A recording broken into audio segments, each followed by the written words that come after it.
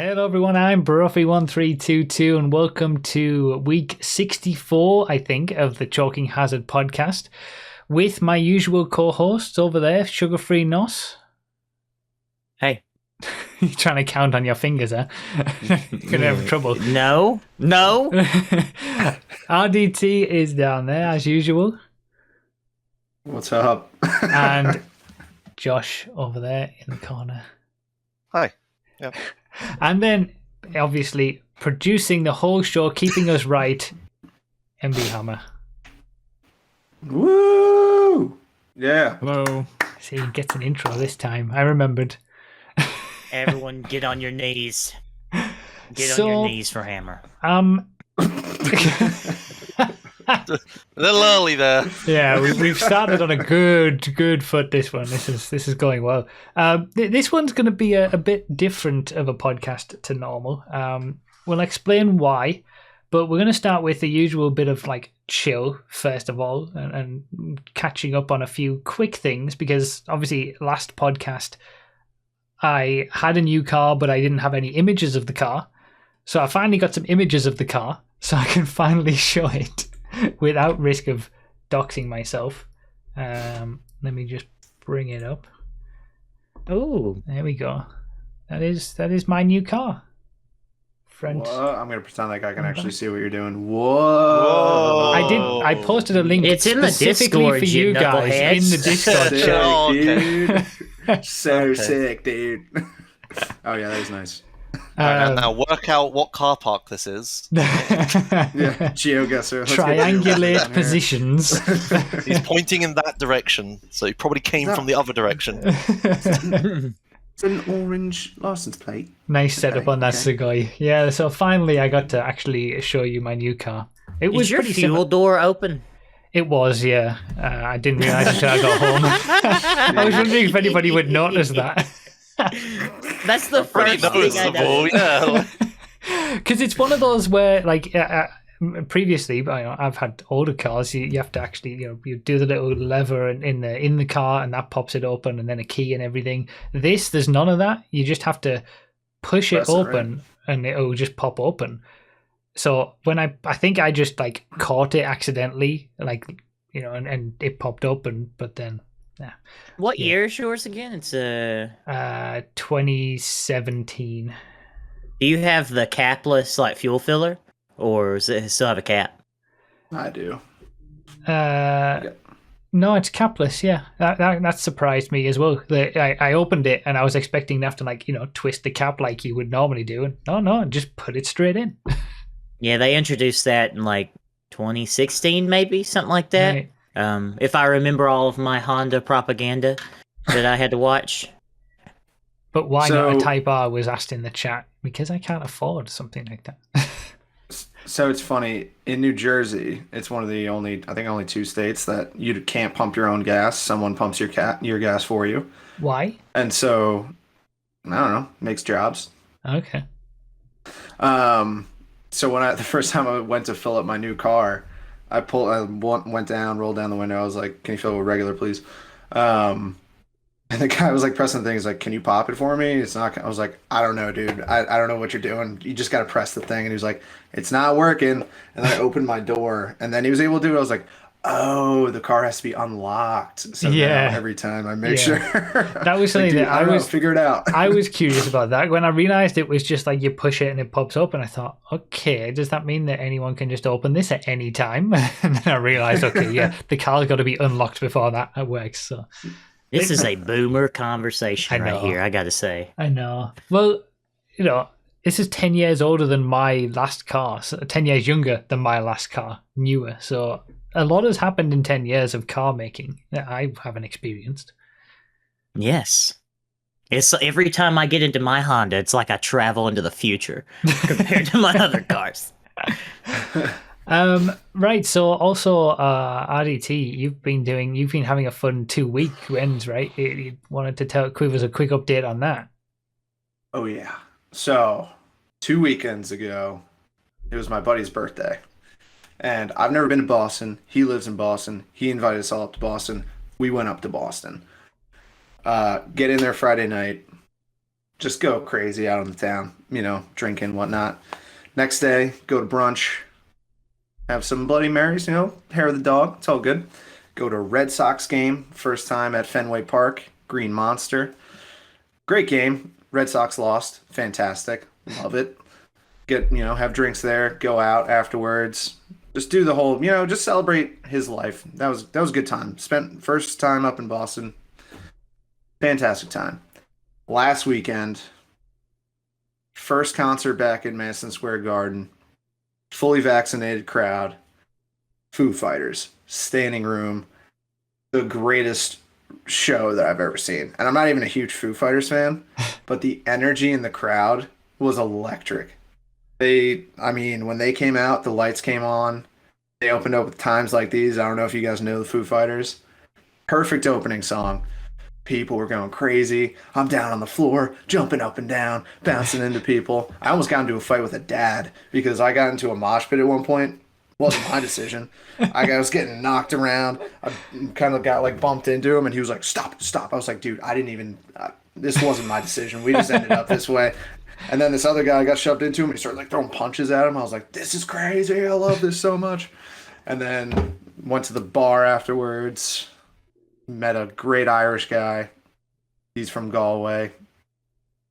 And we just drank. And basically, then we went home. You had the experience that most people seem to want to have when every restriction is relaxed and everything's fine and just want to just let loose completely.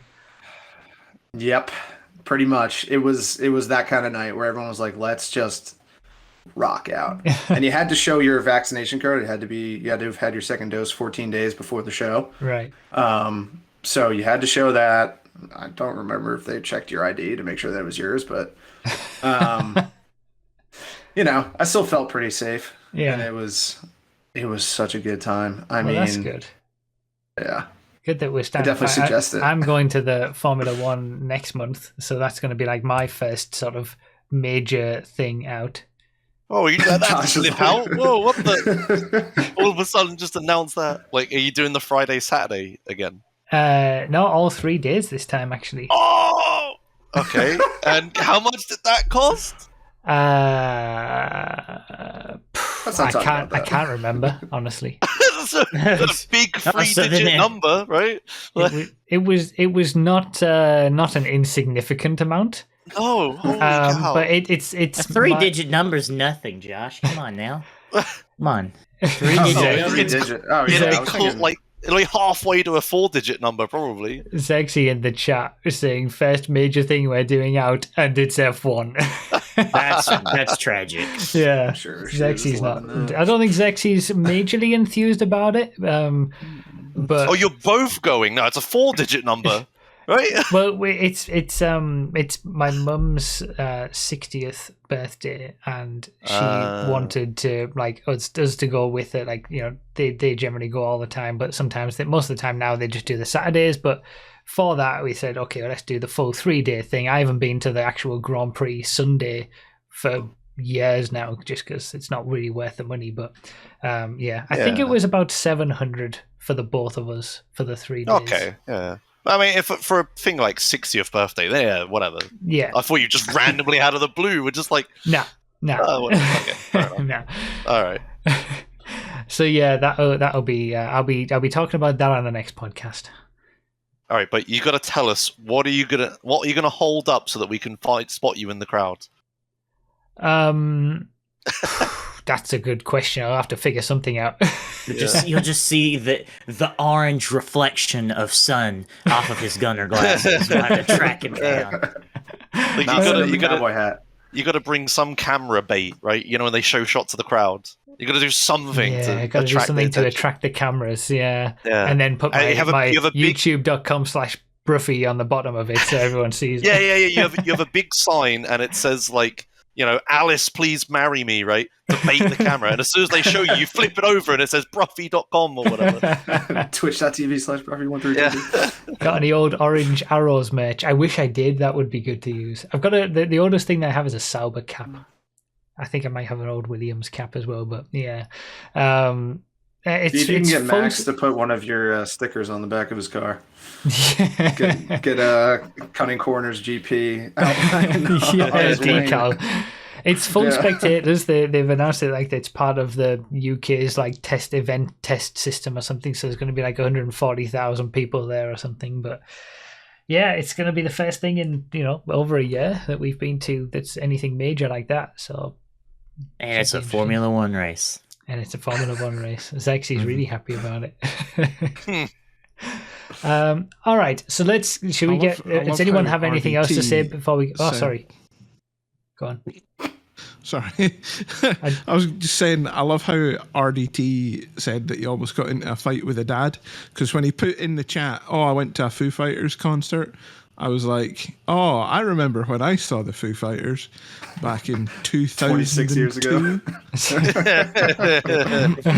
26 years isn't that far. That guy was an OG fan, dude. Yeah. 2002 was when I saw the Foo Fighters. Nearly 20 years. The Foo Fighters has always been one of those bands that I wish I liked. You know what I mean? But I just can't do it. I don't know why. I like that. I don't know why. I mean, it's just not like for their me. songs. It's got some bangers. Yeah, and that's all they played, man. Like I said, I didn't know like at least a third of the set list. They did most of their like best known stuff, like Best of You. They came out and did Everlong as. Oh, I completely forgot to mention that. At one point, Dave Chappelle came out and sang "Creep" by Radiohead. Oh, that's pretty cool, actually. I like that. Dave Chappelle, the comedian, came out and sang. I was thinking. My mind was trying to like fit. What?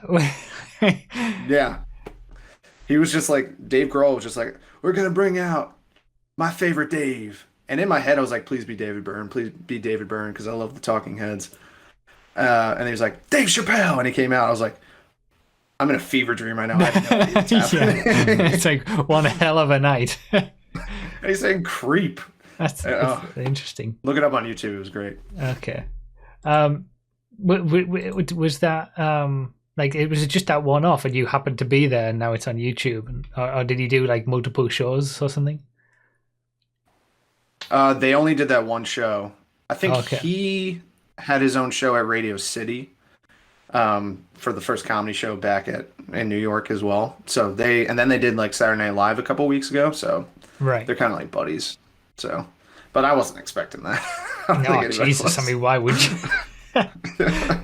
All right. Anything else anybody wants to like just mention before we get into the meat of the topic of the conversation of the podcast?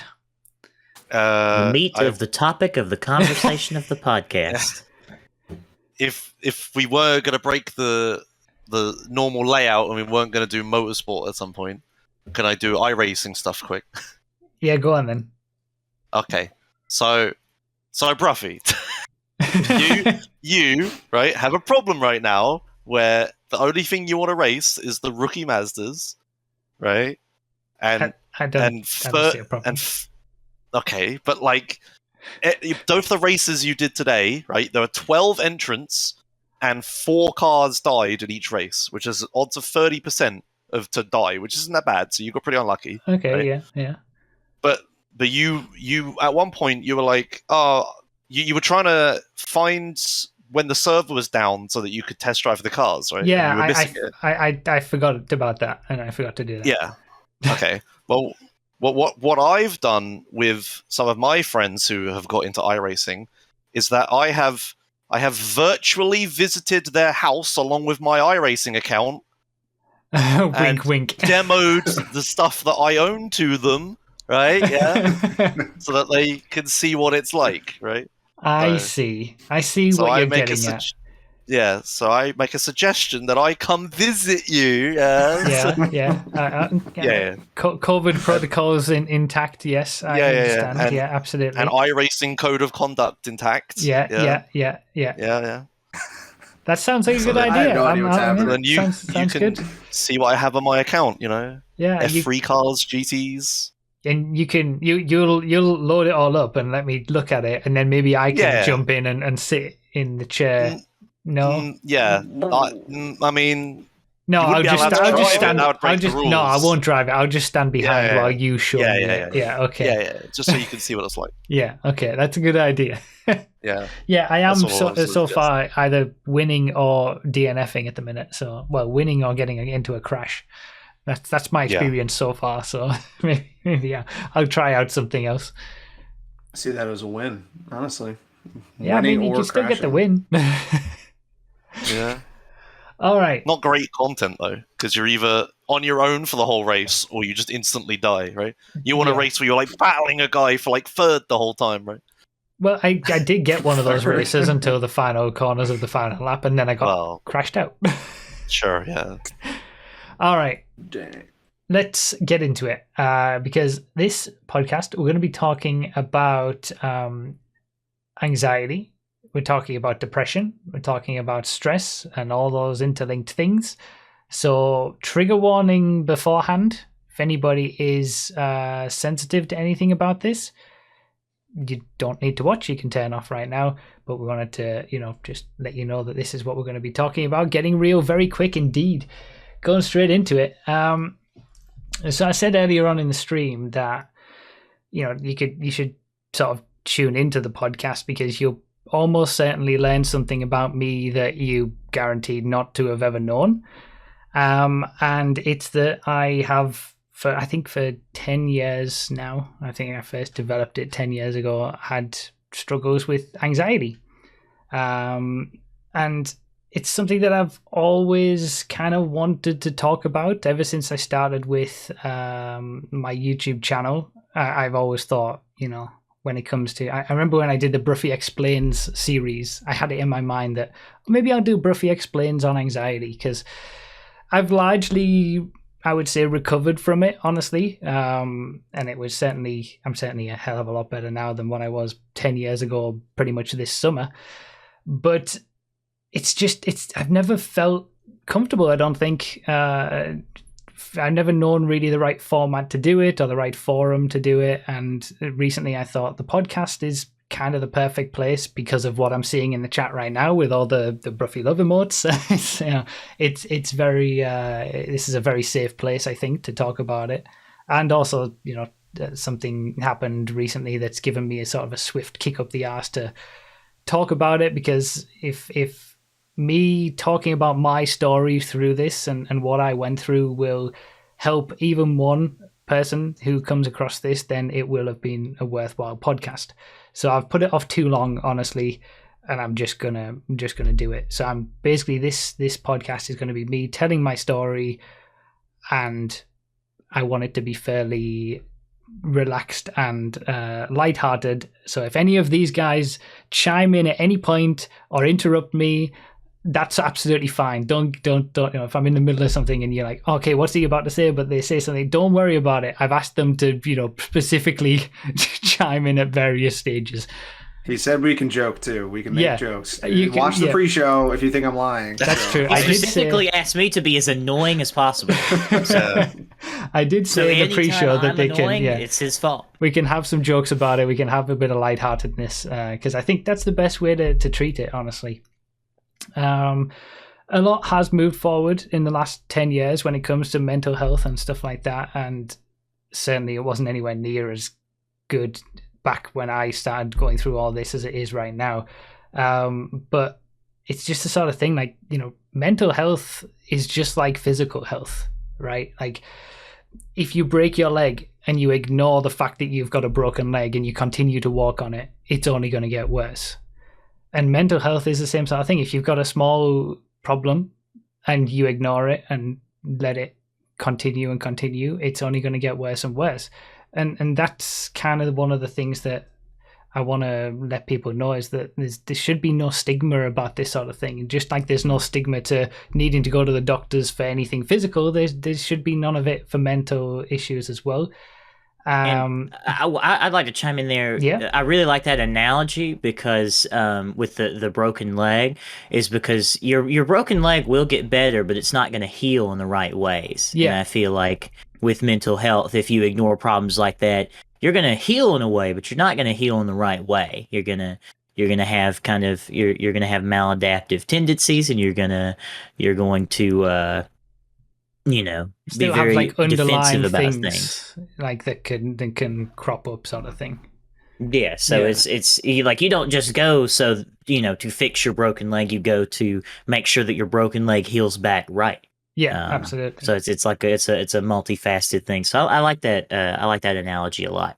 And to add another layer to the analogy, there's a comedian that I really like. His name is Mark Norman, and he has this bit that he did because he is totally pro therapy. He goes to therapy every week. He says, like, brain's a muscle. You go to the gym to work out your muscles, go to therapy to work out your mind, Yeah. Oh, what are you doing today? Oh, back and buys. What are you doing today? Childhood trauma and letting people love me. It's like, that's what we're working on today. I like that comedian a lot. Yeah. I like him. I'll say that I've never gone through therapy, but everyone who I've ever known or spoken to or even heard from who have gone through any kind of therapy says it. There's not down. Sometimes you just got to do it, and it's great. And I think probably at some point in the future I will go to therapy for certain things, just to overcome other things. But yeah, it's a universally praised thing, I think. Well, you're gonna hear from another one today, buddy. So Okay, after you're done. Perfect. Backing me up. And I'm going to keep mindful of the chat as well. I know you guys are saying some, awesome things already, so I'm going to keep mindful of that. But for anyone listening to this as an audio, feel free to, stop it and go watch the video on the podcast channel if you want to keep up with what everybody's saying in the chat as well. But yeah, I guess I'll start that. Like, I've always been. Oh, I love you too, Zexy. I couldn't. She said that in the chat. I couldn't not say that back. Sorry. Yeah, I've always been somewhat, of a worrier, even when I was younger. And I think it came from my mum a lot. She was certainly a big worrier about me, because I was the only child and she was the only mum, the only parent. And I guess that sort of rubbed off on me, that tendency to worry. I remember in 2006, when I was doing my GCSEs, which is the final test that you do, all the tests that you do for your exams at the end of the main school year at 16. I got heart palpitations just randomly out of the blue. Weird, and I went to the doctors about it, and then the doctor was like, okay, that's weird, send you to hospital. I was stayed in hospital all night getting checked out to make sure everything was fine. And even then, like I got, I was released, everything was fine. And even then there was a mention of, it could just be anxiety and stress over the exams. And I was like, okay, moved on. It didn't crop up again. Did my exams, everything was fine, forgot about it. But these are the things that were sort of going on that I didn't really think about, that, kind of would get me to a point where I was more susceptible to developing something later on, which I'll go to. Heart palpitations. So it kind of felt like a flutter in my heart. Like it would beat and then it would like do a little half beat again. It was really weird. And this was when you were 16? 16, yeah. How old are you now? Now I'm 31. Ugh. What do you mean? Ugh. Jesus Christ. No, nothing. Great. That's awesome. Yeah, it's cool. Holy shit, I'm nearly double the age of what I was when that was going on. Yeah, you've grown a lot. Oh my god. I like the I imagine.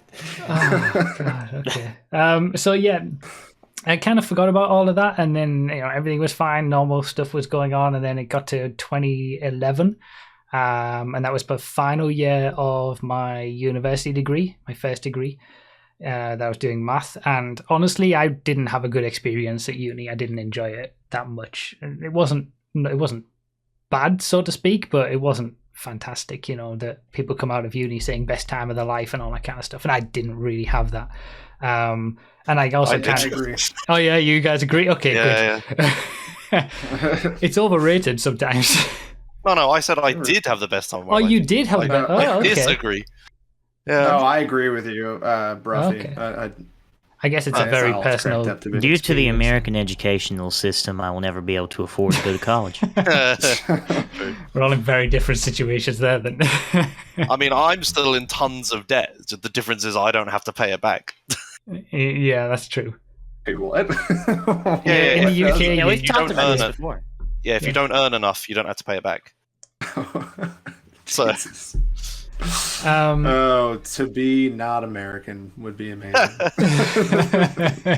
so yeah, I kind of struggled at the end of my degree as well, and all the stress of the exams. It was a math degree, and we had like 6-hour exams at one point. It was just insane, and I didn't really enjoy the subject matter. I probably would have chosen something different if I were to do it again.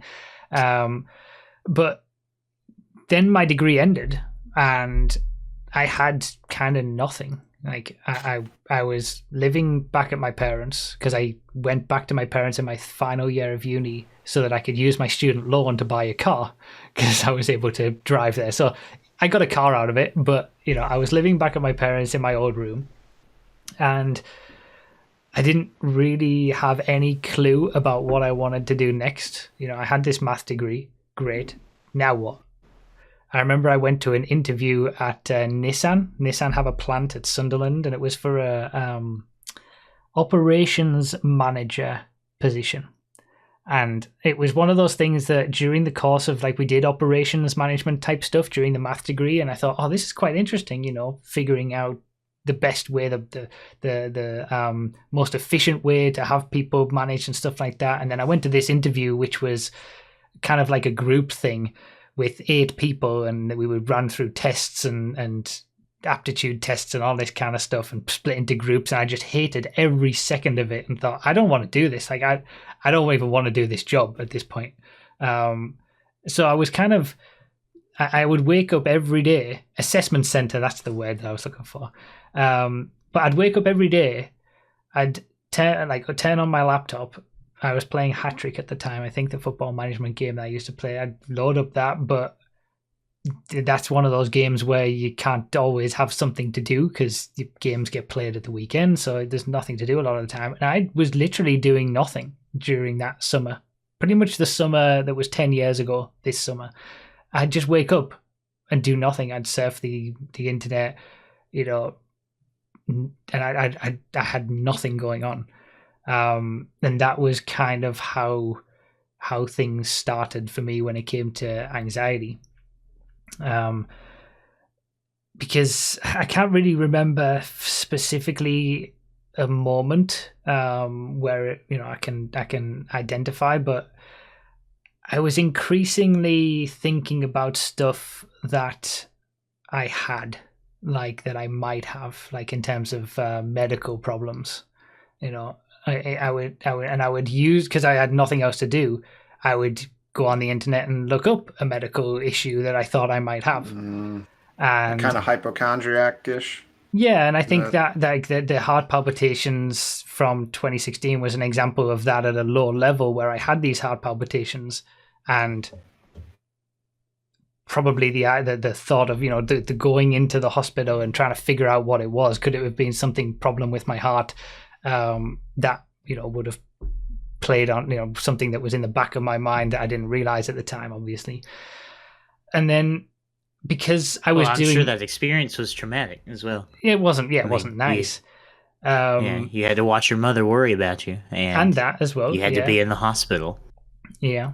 But yeah, it's not necessarily a specific event, I suppose. That's true. Sometimes it is with people, sometimes it isn't, but it was just increasingly I had more time for my mind to just play around with this stuff, and I didn't know what was going on. Dangerous place to be. Oh, absolutely. And I was totally oblivious to all of this then. Obviously, I'm just thinking, I can't remember. I think I definitely had cancer at one point. I had ALS at one point. Oh, okay. Yeah, that's what my mind. Yeah, that's what my mind was telling me. Like these type of things that my mind was telling me that I had, and I would look up symptoms of these things online, and I would be like, yeah, I've got that symptom. I've got that symptom. I've definitely got it. I ended up going to the doctors, and I think he suggested maybe this is anxiety, and his advice was pretty much just to do stuff. Like, you need to do something and get your mind off it, which in a way is it's the right thing, but even for 10 years ago, I feel like the advice should have been a little bit better than that, because there's so much more that you need to do. You can't just stuff it away.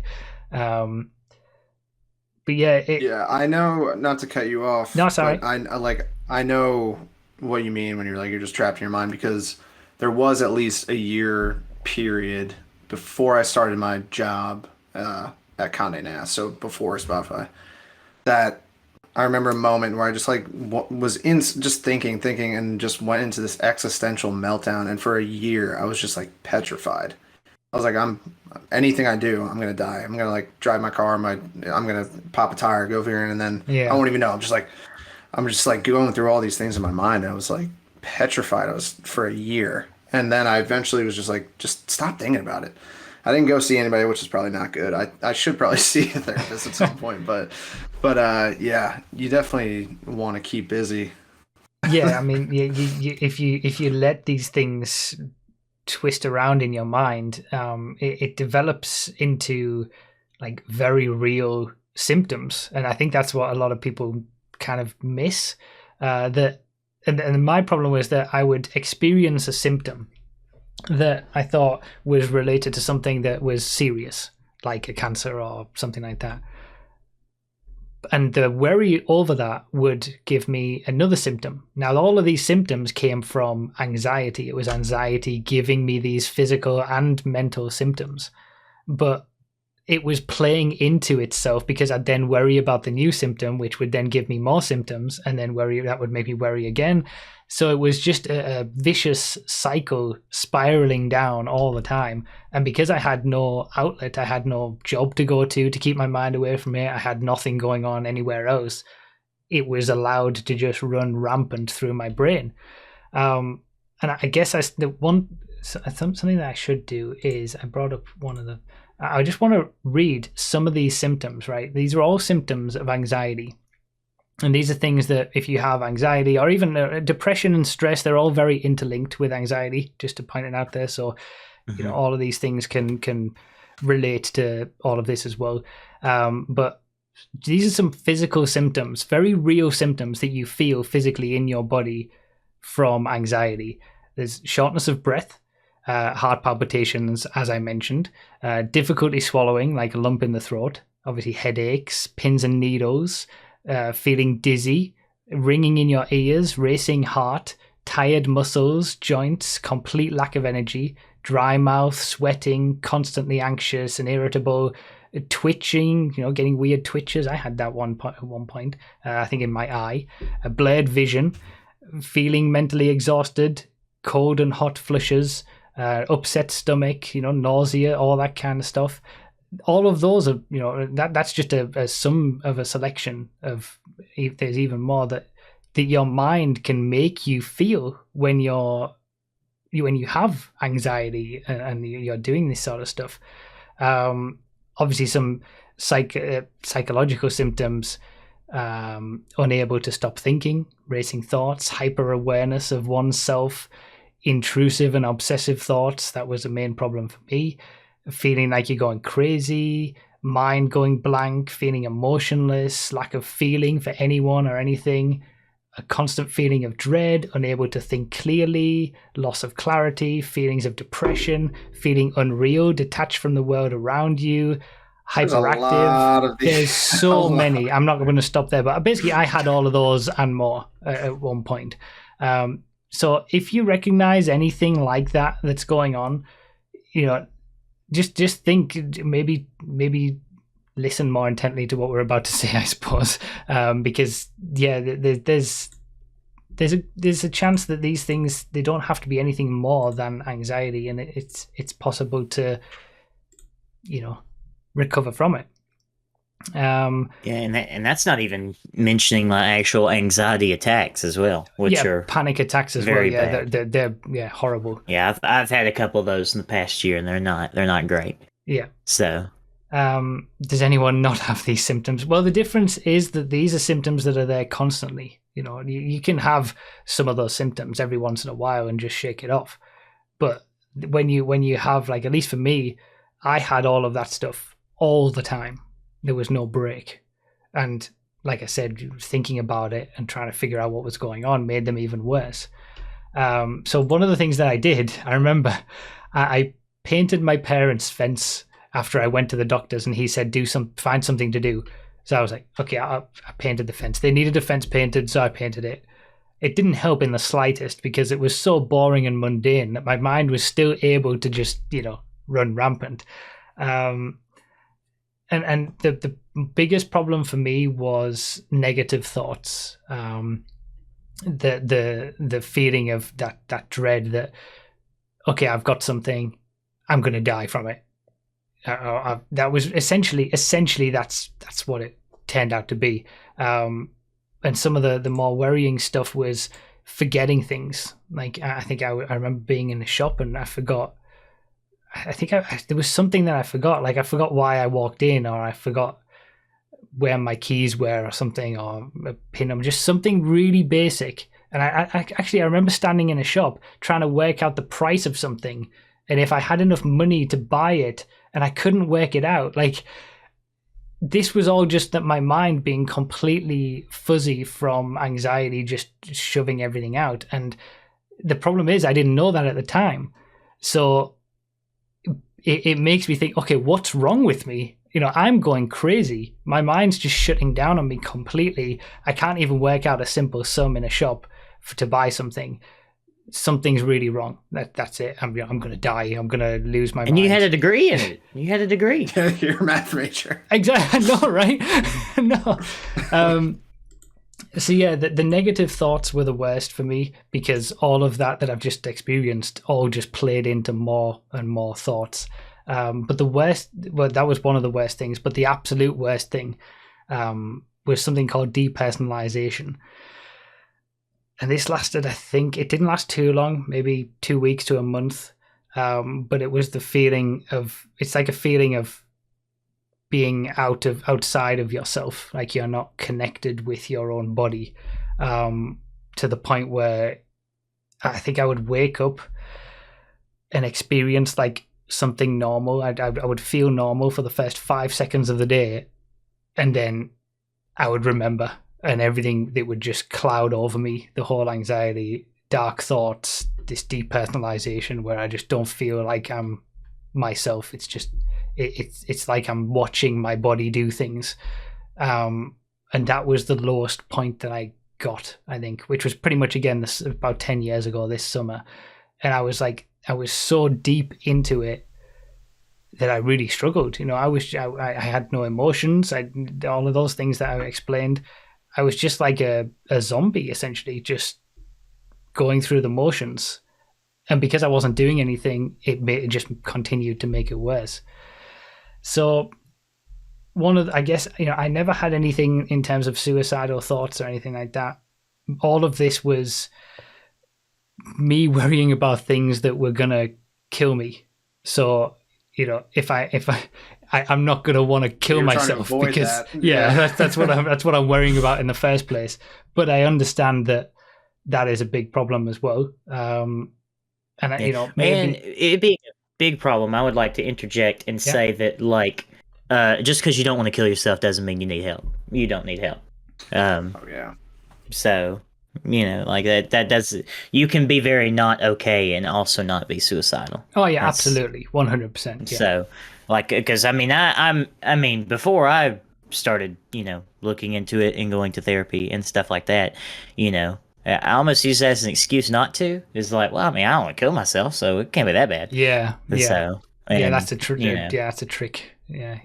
When you're at that level, I don't want to die, so it's not that bad. Like, yeah, like that's the thing. Like, looking from the outside in, it seems so ridiculous that you would think that that's a reasonable train of thought. But when you're in it, it's completely reasonable, because you just got used to the way that you're feeling. But yeah, absolutely, seek help before you get to a point where you might want to do that, because that is the last step that, yeah, if I'd lived with the worst it was for me, like I said, I experienced it for maybe a month or something. If that had gone on for 5 years, 10 years, I might have got to the point of wanting to do something like that, because, where's the escape? It wasn't a very nice life. I wasn't, it was horrible, especially for those, the downhill section of that spiral. If that had gone on for a long time, maybe that would have been a thought. So get help before you get to that sort of point. Yeah. So, because you never know, maybe you would have just been like, well, I think it's going to happen anyway. So, yeah, exactly. Yeah, I've got something that's going to kill me, so I'll just do it, and at least I'll be free from whatever is going on in my head. It's not. I think I think at some point we'll provide some hotlines just to put like in the video and stuff. But we're gonna, I'll tell you what I'll do. I'll put because I'm gonna talk about, this is obviously the downhill, but there is an uphill as well. It's gonna get better. So we're not at the bottom yet, boys, but we'll go back up. I'm gonna talk about various ways that things that helped me and all that kind of stuff. So anything that we talk about, there'll be links in the description of this when it goes up on YouTube, and we'll try to mention all this kind of stuff in the chat, and just, I think the most important thing is to be mindful of this so that you seek out some places yourself. If you're having issues, don't just leave it to fester, because that's what I did for an entire summer, and it went really bad. So I think if I can interject a little bit, like, by all means, mental health is such a weird thing, and it's so individual to absolutely everyone. I think you can have issues like you've had, Adam, where like you hyper focus on things, but my personal problem is that my mind doesn't let me focus on those things at all. So I had an issue a few years ago now, where every day after work I was feeling like I'd just been run over by a train. Like, I just felt absolutely annihilated, and like, I've got a desk job. Like physically tired, you mean? Like physically absolutely knackered, right? Pounding headache and everything. I was like, what the fuck is wrong with me? So I did eventually go to see a doctor. And luckily my doctor that I've got is very frank, and he told me I was a fucking moron and I was stressed, and I was like, well, that doesn't make any sense, because I don't feel under pressure at work. It's not like I'm not running through, like, I'm not like struggling to make deadlines and everything like this and whatnot. That doesn't make any sense to me. I don't feel what my idea of stress is, but because my mind was shielding me from it, my body was beginning to disintegrate because of it. Yeah, that's absolutely a thing that can happen. It's just, if you start feeling any symptoms like that, go speak to a doctor. They'll try their best to sort you out, because seriously, like, luckily mine was a quick fix of just like taking some time off work and just like thinking things through. But obviously things can get worse. And as we've said, like, stress and depression and things can all give the same sort of symptoms, so it's all very interrelated. It might be in a different way, like it was with Hammer. Everybody's different, but the chat also said, what if you have too much anxiety about getting help? Well, I haven't actually, apart from that one doctor's visit that I went to, and he said you might have anxiety, do some stuff. I haven't actually sought any help from professionals personally.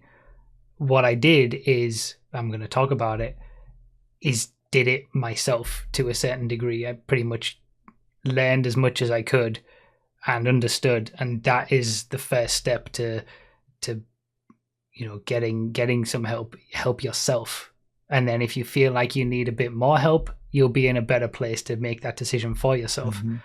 So yeah, we've gone the downhill. Let's start up with the uphill at least a little bit. Zexy does keep me in check too. That's right. But yeah, the start of my recovery essentially was that I came across a website.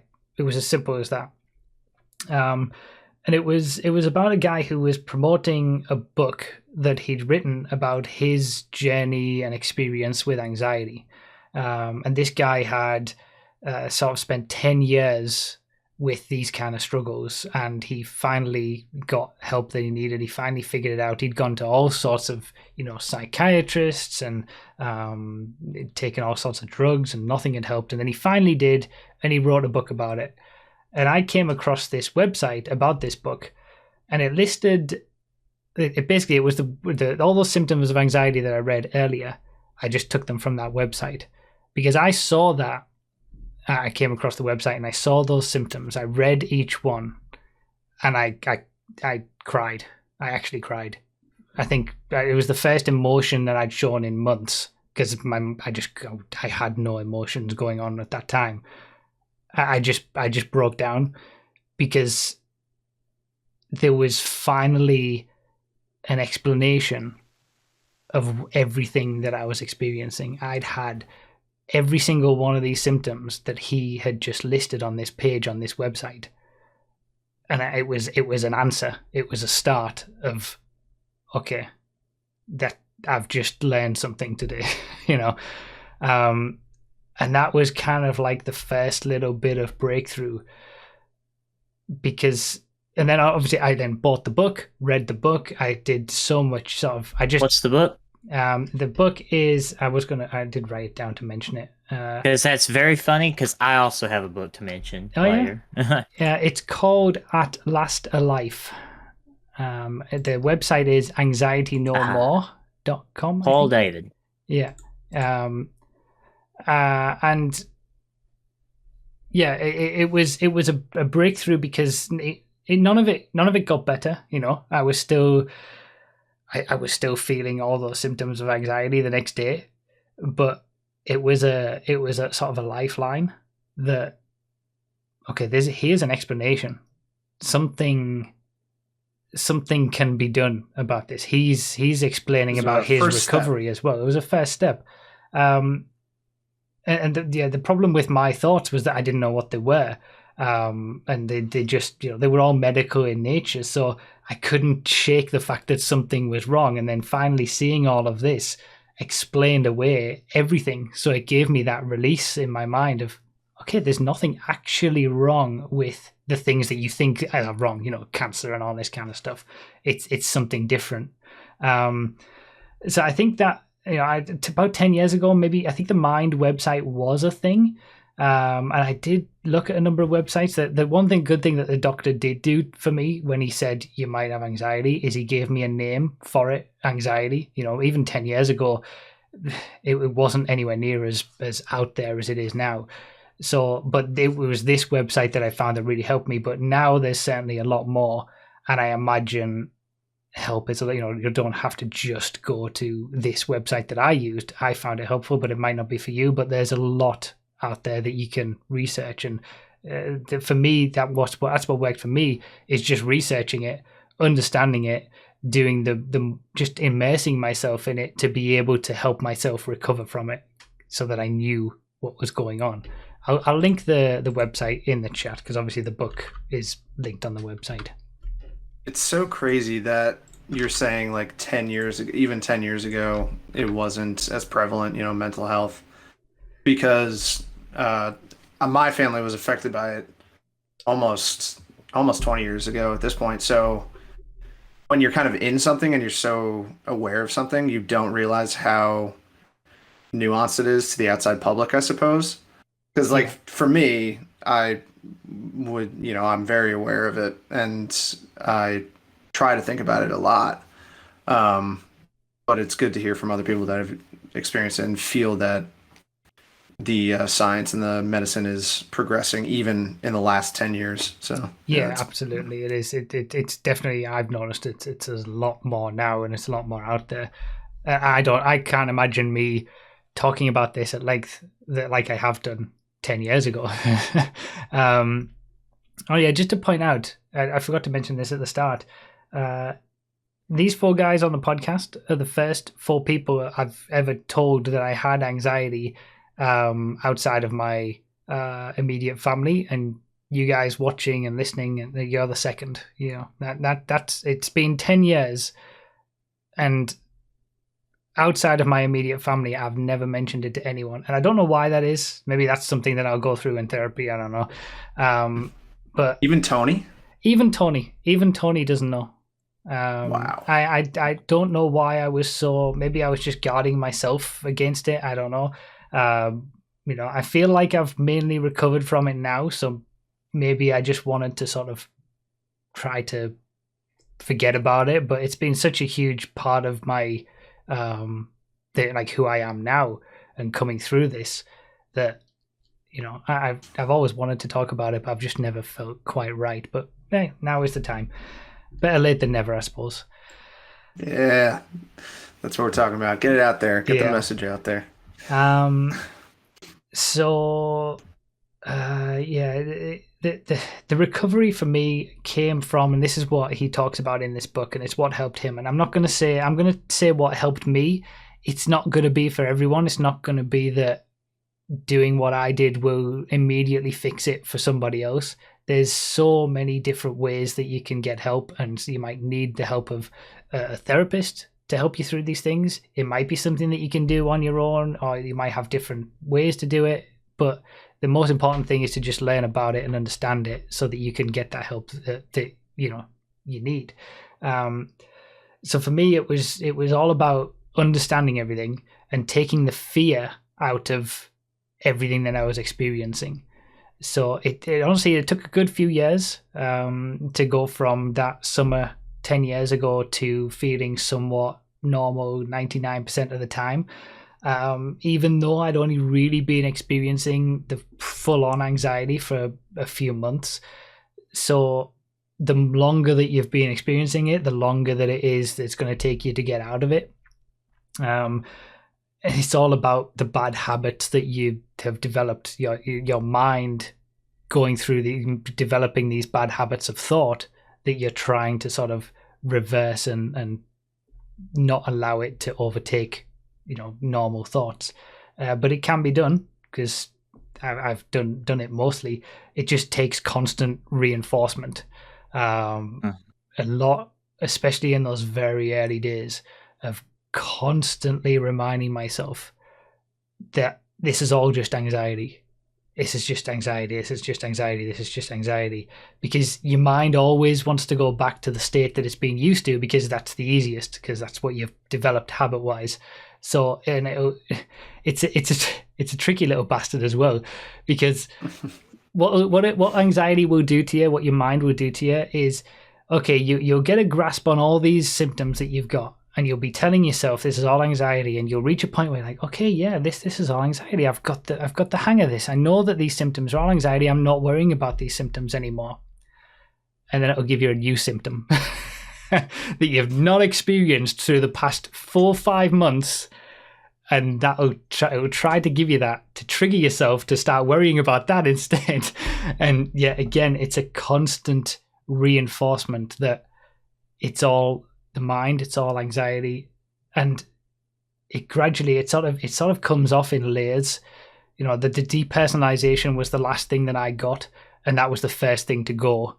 And the one thing that lingered with me for the longest was the dark negative thoughts. But all the other symptoms, you might have like a few minutes a day, at least I did, where I don't think about it, and I have a few minutes where it's normal.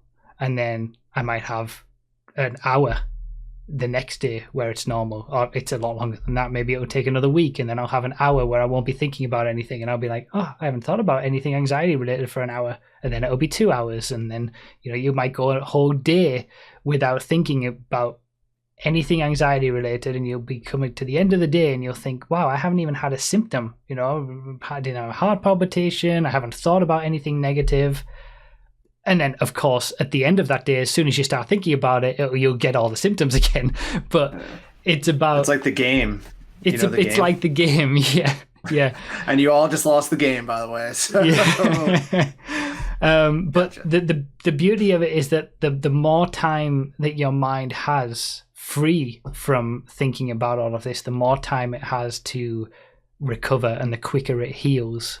And that's what it's all about, giving your mind the time it needs to be able to heal. It just takes, it takes a long time, because you've got to undo all the habits that you've gotten into, and all these thoughts that have been running through your head. You've got to basically reverse them and realize that there's nothing wrong with it. At least in my case, I would have to be able to have a symptom and be able to tell myself this is anxiety. It's not what I actually think it is. I have to trick my brain in that way. So that was kind of the process that I went through to sort of get out of it. Continuing my life, the first thing was getting a job at the kart circuit that I used to work at, that I used to race at. That was sort of the first step into doing something else. It was, it was just a job, minimum wage, but it was something. And I enjoyed it. And I used to go to the kart track, and sometimes I would have a day working where I'd forget about it all. And that's all good. I did a master's degree at uni, and my second experience of university was certainly a lot better than the first experience. That all helped.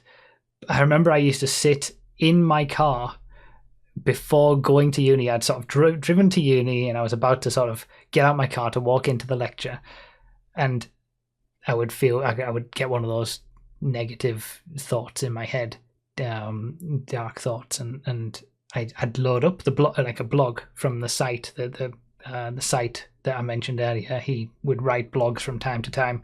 I'd just load up one of those, even if I'd read it before, or I'd load up the website itself before starting my day, and I'd just read it. I'd just read it through, and then I'd get on with my day, and that would be all I would need at that point to reinforce and keep me going for a little bit longer.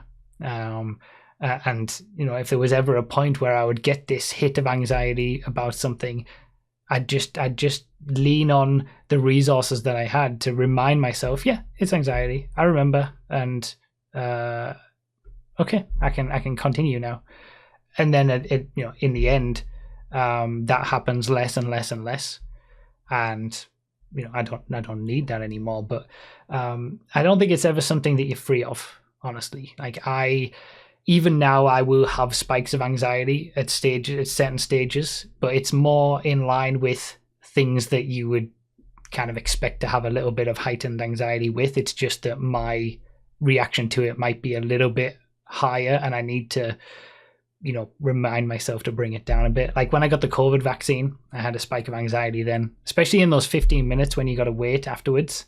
And I think the day after as well, I don't think I streamed or something. I wasn't feeling very well from the vaccine, but I also wasn't feeling very well mentally as well, because of it. But it was just one of those things that I remind myself again, go back to the same techniques that I used to.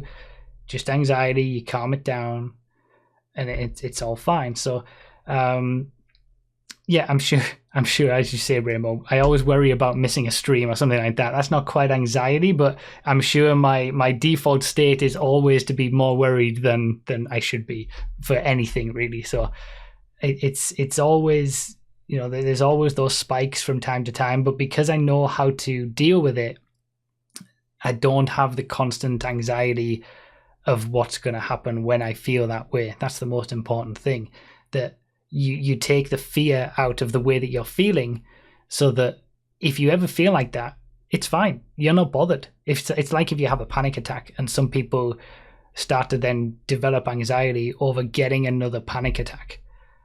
But if you aren't afraid of getting that panic attack, you've got nothing to worry about. And that's essentially how it works, or at least that's how it fixed it for me. And like I said, a lot of this can be generalized to other forms like depression and stress. And I'm not a mental health professional. Just want to point that out there if you didn't know. And yeah, absolutely seek some professional help if it's something that you're going through, if it's something that you want to do. But maybe you want to be able to do the sort of thing that I did, and that would help you more, that you can read around the subject and read some books and learn some techniques that are going to help you on your own. And I feel a lot stronger now than what I did 10 years ago before I developed this. I feel like a much stronger person for having come through anxiety and largely recovered from it to what I was before then. So there's always sort of the light at the end of the tunnel. There's always ways to deal with it, and there's so many different ways that will help with whoever, however will work for you. But I would I think the most important thing is to just be mindful. Make a start on something. If you're feeling this way, or you're feeling anything that's resonated during this, be mindful of that. Be understanding of your own mind, and seek out some resources. Could be just an online website like I did. There's a starting point. It doesn't have to be the full going to therapy if that's not something that you're comfortable with initially. Maybe you want to do that later on down the line. But mental health is a constantly fluid thing. And you can have bad days, you can have good days, just like physical health. You can have bad times and good times. Certainly during my recovery, it was all ups and downs. I'd have one good day and then it would be down for a week, and then another good day and then down for 2 weeks, and that can just happen in day to day as well. But the most important thing is to just be mindful of it and be mindful of how you're feeling, honestly. Yeah. And you deserve to feel good. I think that's one of the most important things too. Everyone deserves to feel good, and so just go feel. Yeah. Nas has been muted. Nas is muted. Sorry. Thank you for telling me. I hadn't talked until now, but you deserve to feel. You deserve to feel. Yeah, whether that's good or whether absolutely. that's bad, you deserve to feel. That was one of the weirdest things for me is during when I was deep into it, I just didn't feel anything. I didn't feel anything like sad, happy. There was no emotion whatsoever. And again, that's another thing that everything you get from this, it's always something that you will then worry about even more. So yeah, I think. I should be feeling. Why aren't I feeling? Why can't I just feel? Why can't I just feel like everybody else feels? What is wrong with terrible. me? Yeah, what is wrong with me? That was a big factor before I understood what's going on. What is wrong?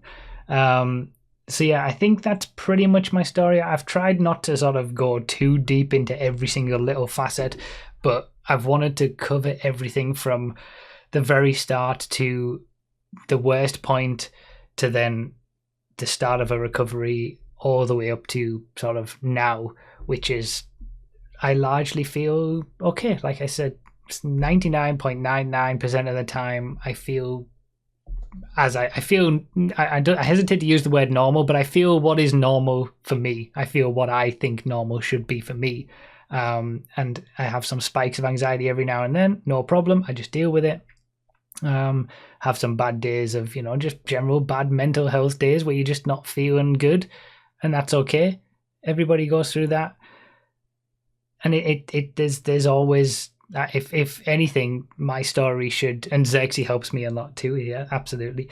If anything, my story hopefully can let people know that on the one hand, it's okay to feel like this, but on the other hand, you can recover from it. You can get better. You can get to a point where you can live life happily, and everything that you've seen me do over the last 8 years of making YouTube videos and GTA stuff, it's always been, I went through pretty deep anxiety. I was experiencing some levels of anxiety through all of it, and everything that you've seen me do, I'm still doing.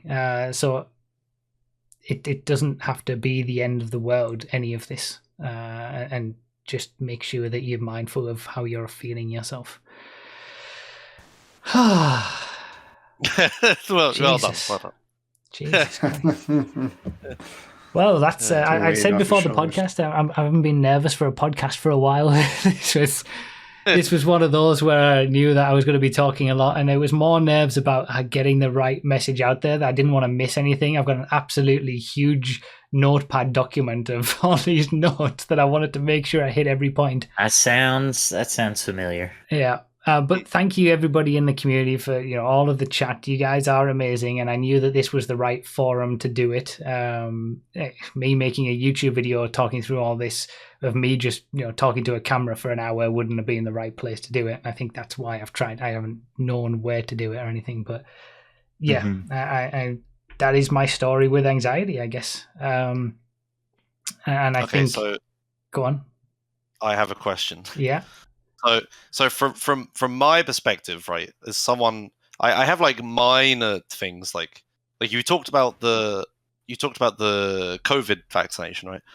Like I'm really terrified of like skin being pierced. It's I have a phobia of it. Yeah. So like cat claws or like needles or anything like that. So I was like the day before my COVID vaccination, which I had a few days ago, I was like just didn't function properly. Yeah, I get it.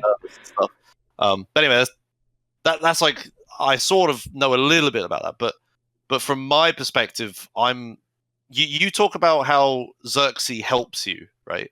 And I imagine Xerxes doesn't have similar problems like this. I don't know. I don't want to speak for her, but sure, yeah. she's at the very least she's certainly a lot better than I am.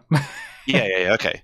But what I'm trying to get at here is like in my relationship with Emma, it's like reversed. I'm like, I don't want to say normal one, but I don't know how to describe it. You don't have any problems with like lingering. You find yourself in a better space. Yeah. Whereas Emma is like in your position, which is the other way around. What I wanted to ask is how does Xerxes help? Because I often find myself in a position where Emma has these things, and it's like I'm like completely ignorant to it, and I don't know what I'm supposed to be doing. So like, do you? I think the like what you said there, where you said I'm completely ignorant to it, is the key. That ideally, the person who's trying to help you would know about it too. So do all like for me, I've spoken to Xerxes a lot about everything that I go through and the way that my mind works and the way that my thoughts are, and she takes it in and sometimes. Okay, yeah, I mean, ignorant as in I don't have the empathy, like the perspective. Yeah. I was gonna say, it's not that you're not supportive. I care. That's what I'm saying. I don't mean get over it. Yeah, no. I just don't understand. Like, I don't have the perspective. Yeah, because you haven't gone through it yourself, and that's fair enough. But honestly, it's different for me. If I'm having a spike of anxiety at a certain moment. Xerxes hasn't obviously known me when I was going really deep into it, and that was a lot. No one could have really helped me there. I don't think I had to do that myself and come back through it. But in those moments of like spikes of anxiety, she can do different things that she thinks will be appropriate in the moment, and one of them might just be telling me straight that, look, you're a total moron, you're an idiot, just shut up about it and get on. And I'm like, oh yeah, okay, and I just continue on with the day, Oh, if I did that, she'd kill me. But it's so specific to each person, because sometimes I wouldn't want that. Sometimes I need like a hug or a bit of sometimes it's different. Sometimes what you need. So it's just I don't know, having a dialogue about it, talking about it, and making sure that everybody involved is on the same page, that everybody knows what everybody else is going through. So it's not just one person feeling alone and the other person trying to be supportive but doesn't really know quite what to do. It's that both people know exactly what the one person is going through, and even if you it's not necessarily you have to do anything. You might just need to be there sometimes to give a hug or whatever. So I think it's just making sure that the person who isn't going through it is educated enough on it as well. I think there's no real way to be able to just click your fingers and help immediately. But that's the most important thing, is the knowledge, honestly. It's like you said, every day is different, and you can feel different every day. So the fix is going to be different every time too, possibly. Yeah. So I think the most important thing would be just not to make it worse.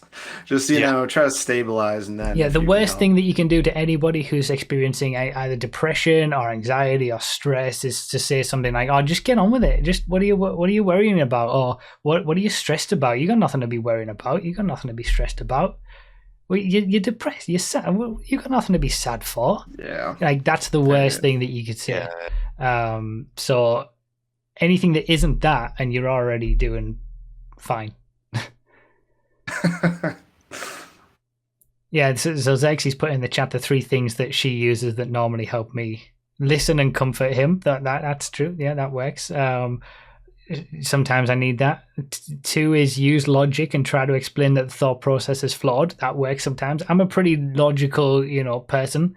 I did a math degree. I'm pretty rational in that respect. So Allegedly. I feel like appealing to that side of me sometimes is a way to get me out of it. And then that side's the worst. Sometimes your worst enemy as well. That's also true. Yeah, there's never a perfect solution. But yeah, then obviously the third way is just to say that the worries are stupid and they're not worth worrying about. And depending on the situation, that will just that'll fix me. But again, and I might not be the best because I've come through it quite far. I'm quite far down the other end of it now.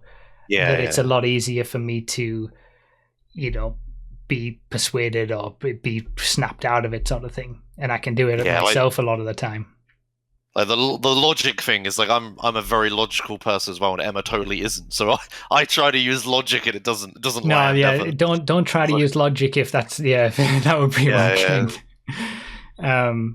But yeah, it's just so different, It's impossible to give a proper answer, but just being there and understanding is the most important thing.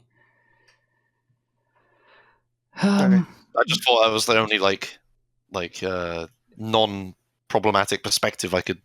No, I mean that is a good perspective. Yeah, absolutely. Yeah, because there's plenty of people who don't go through this. I think I don't know whether I would say the majority of people. I think that there's a lot of people who do but don't know it. But yeah, it's also fine to not go through any of this as well. I want to point out, you don't need to feel bad that there's other people that go through anxiety and stress and depression because you're having an okay life. That's fine. That's great. I'm happy for you. Yeah, that's what happens to me. It's like, because obviously this is nowadays it's quite a prevalent topic, right? Yeah. I know, like, I would say more people that I know than don't have like issues like this. And yeah, I often feel bad because it's like I don't know, like I've never had these problems. Yeah, but I think it's a general societal thing as well. Yeah, definitely. But yeah, don't try to hide away from these things. Just learn about it, understand it. That's the most important thing to anybody who is going through this sort of stuff, and the people who might be trying to be there to help people who are going through it as well. You got to face these things. I think at least that's what I did. Yeah. Nos, yes. Did you want to talk about something? Sure, I can talk. So you've kind of given a perspective of someone who has kind of come through it, kind of had their whole journey with you being such an old man. Thanks. So thanks for that. Appreciate it. Yeah, appreciate it. Thanks. I figured maybe I could give some perspective as someone who's very much in the middle of it. Yeah. Very in the middle of it. It's been a while now, and I don't know. See, I should have done what you did and what I usually do, and that's like make a Word document and come up with things to say. But I've been writing stuff down for the last 2 weeks when I just think of something new, just to make sure. But because there's a lot of stuff that I'm still kind of realizing and coming to terms with and working through. I've been going to therapy for a couple months. I have also been on medication for a couple months. I take Zoloft. It's a antidepressant. But like there's just a lot of stuff. I want to say one thing that there should be no also don't worry if you need to take something to help. If you get a headache, get a headache, you'll take some paracetamol and you'll feel a bit better. I'm totally okay. If people I didn't need to take anything to come through it, but if I needed to take something, if there was something that was going to make me feel better, I would have done it. It's absolutely fine that as you get older, I think someone posted this on Twitter. I noticed a while ago, but as you get older, you just realize that life's not worth it. If there's a pill that makes you feel better, you're just gonna take it. It's just fine. Go on. But Sorry. So it kind of like for a while, like I really didn't. I don't want to say that I didn't have emotion, but I felt like throughout my whole life and childhood, like I didn't experience extreme emotion in any direction, whether that was extreme happiness or extreme sadness. It was just kind of all like average. Like I was kind of happy or I was kind of sad. Yeah. And then as I started growing a little older, and had some experiences, I noticed that, and involving myself with people who are more emotional and more sportive in that way, kind of opened my eyes to a lot of stuff. So, like my personal, what my hypothesis is now that I've been working on it, is that throughout my upbringing in my childhood, you can relate to me in a way, having a single mother. I don't know if I was ever a child. Like that's kind of what I'm going through now. Like I don't know if I was ever just emotionally a child or allowed to be a child. And in the past year, I feel as though I am experiencing every emotion that I should have felt from say age 12 to now all at once. And it's been a lot to deal with. Like I think I've started going to therapy 3 months ago. Before that, like the 2 months before that, I was crying every day. Every day. And it doesn't help that my job, like I'm alone a lot of the time, with driving, be a 20-minute drive here, 20-minute drive back, whatever. I would just be crying every day for no reason. No reason at all. No, let me rephrase that because that's toxic. I was crying for no objective outside reason. Yeah, there wasn't something out there that was impacting you that would make you cry. It was something internal. Yeah. And I deal, and I'm working, again, like everything that I'm mentioning, I'm trying to work through. But I feel a lot of guilt because my life, and it, like being open about this, it makes me feel guilty for even doing it, but my life is like pretty objectively great. Like, yeah, like it just is. Like I mean, you guys know me and know things that I have and things that I do. I mean, and it makes me feel guilty. I now have a wonderful home. We're about to pay it off. Actually, I've Nice, nearly congrats. got I've nearly got my share of the home. We've only had it financed for 4 years, I think, on a 13-year loan. We're paying it off this year, here in a couple months. Nice. And after that, my mother wants to move to Birmingham and get a condo. Yeah, She's always wanted to live in Birmingham. You're gonna get the house to yourself. Yeah, so I have 2 sports cars. I have my Accord. I'm gonna have a home. I'm gonna have a life that can be supported at any income level. I am healthy. I'm not fit by any means, but I'm reasonably in shape enough, like You're I alright. have a good friend group. I have I have 2 people in my life that I really care for and I feel like they care for me and like I have all of these elements. The only like, thing if you that's write bringing it you down down, really is this podcast. no. But yeah, like objectively, if you were to write it down, it would be all right. oh, it would no, and I'm not even gonna sit and say that it'd be all right. I have a pretty great life, especially compared to what I came through. So you would have what I describe as like millionaire guilt, right? Like when people are like, it's like a stereotype, right? Like rich people, like money doesn't buy happiness situation, Or right? imposter syndrome or something. Yeah, it's I can't remember the name of it, but it's like, but like you like people who are ultra rich or whatever, and then they struggle to like find Certainly with happiness or people whatever. who win the lottery, I think have struggles with like Yeah, spending the money Yeah. because they feel But- like they don't deserve the money or something. but I think the point is mental health doesn't care how much money you No, have, right? no, Or no, no. Or how how, good how anything. good Well, your and it situation isn't even seems to really be. about money. It's not as if it's not as if I have a significant amount of money, right? Like it's more about that stability that I have now. Yeah. That I feel, yeah, gatekeeping suffering is bad. Yes, it is. So, Yeah. so I mean that's something that I'm trying to work through, which is very hard because I see people who have it, um, you know, pretty Worse. bad. Yeah, they have it pretty bad, and they're not as unhappy as I am a lot of the time. So, it's a lot of I deal with a lot of what I'm realizing is a lot of negative self-talk and a lot of thought distortions, um, and opinions on myself that are really bad. So I'm working through all that.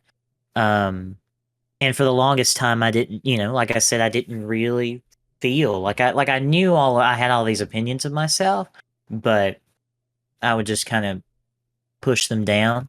And recently in the past year, I've started, and I will show this off too. I highly recommend it. Keeping a journal.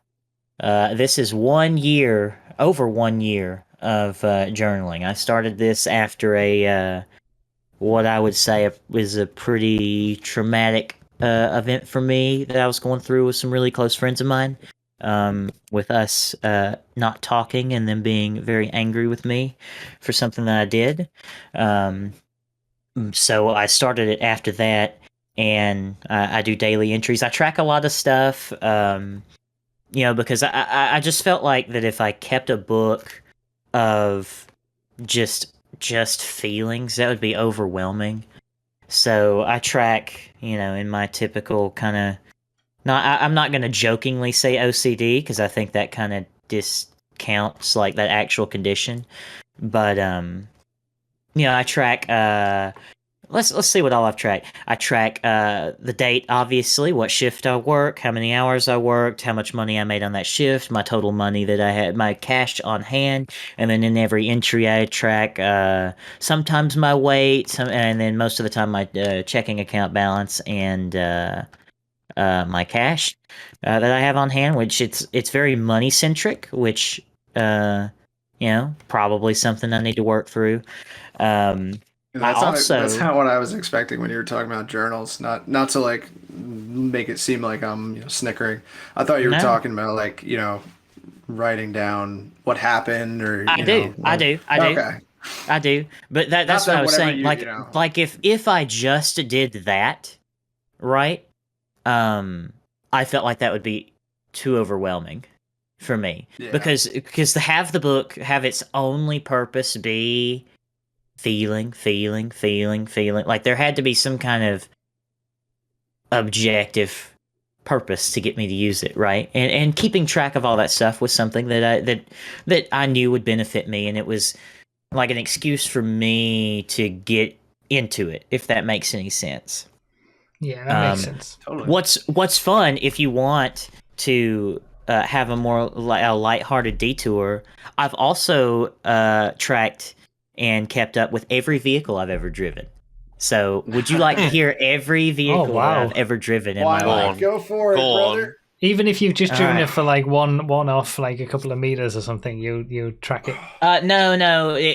For it to qualify for this list, I have to actually take it out on the road and drive it and show you all its quirk. No, I have to actually drive it for a long enough period that I get an impression of how the car drives. Like if I move it in a parking lot, Yeah, you okay. know, Okay. that doesn't count. But when I started this a year ago, I realized I've only driven like 4 cars. If I want to do this, like I got to start now. So I did. And I've driven, I think it's like 30 now, but here we'll have a lighthearted detour, and I will read to you all the vehicles I've ever driven. A 2012 Chrysler 200, a 1974 Ford F350 with a 4-speed manual. I think it had a V8 in it. That was the car I learned how to drive manual on. It was terrible. Yeah, and Andrew, we're gonna get to that in a minute. What he said as well. A 2010 Ford F-150 6-speed automatic V8. 2012 Dodge Challenger 6-speed manual V8. That was a very fun car. My buddy let me drive it. It was really nice. 2006 Toyota Camry LE. It was an automatic. 2011 Ford F-250. It was a Power Stroke turbo diesel. It was an I think that would have been 2011 would have been a 6.7, I think. A 1997 Dodge Ram 3500. It was a 5-speed manual, 12-valve Cummins. 2016 Jeep Grand Cherokee. 2010 Hyundai Genesis Coupe, 3.8-liter V6. Probably the fastest car I've driven other than the Challenger. 1993 Ford F350 IDI non-turbo. So that's the international motor, not a Power Stroke. 5-speed manual. It was a crew cab. It was a lot like the truck I owned. And I wish I would have bought that truck for my cousin. It was quite nice. 1995 Ford F350 7.3 turbo diesel. That one was a Power Stroke. It was a 5-speed manual. 1998 Dodge 3500 24-valve Cummins. A 2013 Kia Soul. It was 4-cylinder 5-speed manual. 1987 Jeep Wrangler YJ. It was an inline 6 with a 3-speed automatic. And the Jeep's name was Hank. 2003 Acura CL Type S. It was a V6 6-speed manual. You're noticing a trend here, I bet, with the cars that I ask people to drive. 2016 Hyundai Sonata 4-cylinder 6-speed manual. A 2004. This car was more enjoyable than I thought it would be. And the pedal deck was really weird too. Like most pedal decks are a flat plane of pedal. The clutch and the brake were on one plane, and then the throttle was like way back here. It was weird. And it was a 2004 Ford Mustang V6 5-speed manual. So it was the V6 with a 5-speed manual, which I don't see many of. This one was terrible. A 1993 Geo Metro convertible, a 3-cylinder 5-speed manual. Terrible car. Awful. Awful car. 2021 Toyota Corolla SE. 4-cylinder obviously, was an automatic. 2002 Dodge Ram 2500 24-valve. That one was an automatic, not very great. 2012 Nissan Altima, and in parentheses here I have very broken, and that's because it was a coworker of mine. Let me tell this anecdote. So she came in off of a delivery, came in the parking lot, and when she came in the parking lot, her brakes completely failed. They completely failed, and she came up, she hopped to the curb, bonked into the Domino's store, and then started rolling back through the parking lot. And she was panicking at the time. I just walk out the store. I was like, "What'd you do that for?" That's all I can say. I was like, "What are you doing?" And she was just freaking out. I was like, "Do you want me to stop the car?" And it was, creeping backwards, right? Because it was in neutral. So I got in, and I was like, what's going on here? Wonder if this still works. And the Altimas have a pedal parking brake. So it's like, and it stopped the car. I was like, there we go. So they were like, we need to get it home somehow. I was like, I'm the man for the job. Yeah, that's like the perfect, to derail it a minute, that's like if I'm walking down the street and someone's like, I can't beat this video game quick enough, right? I'm like, hello, right?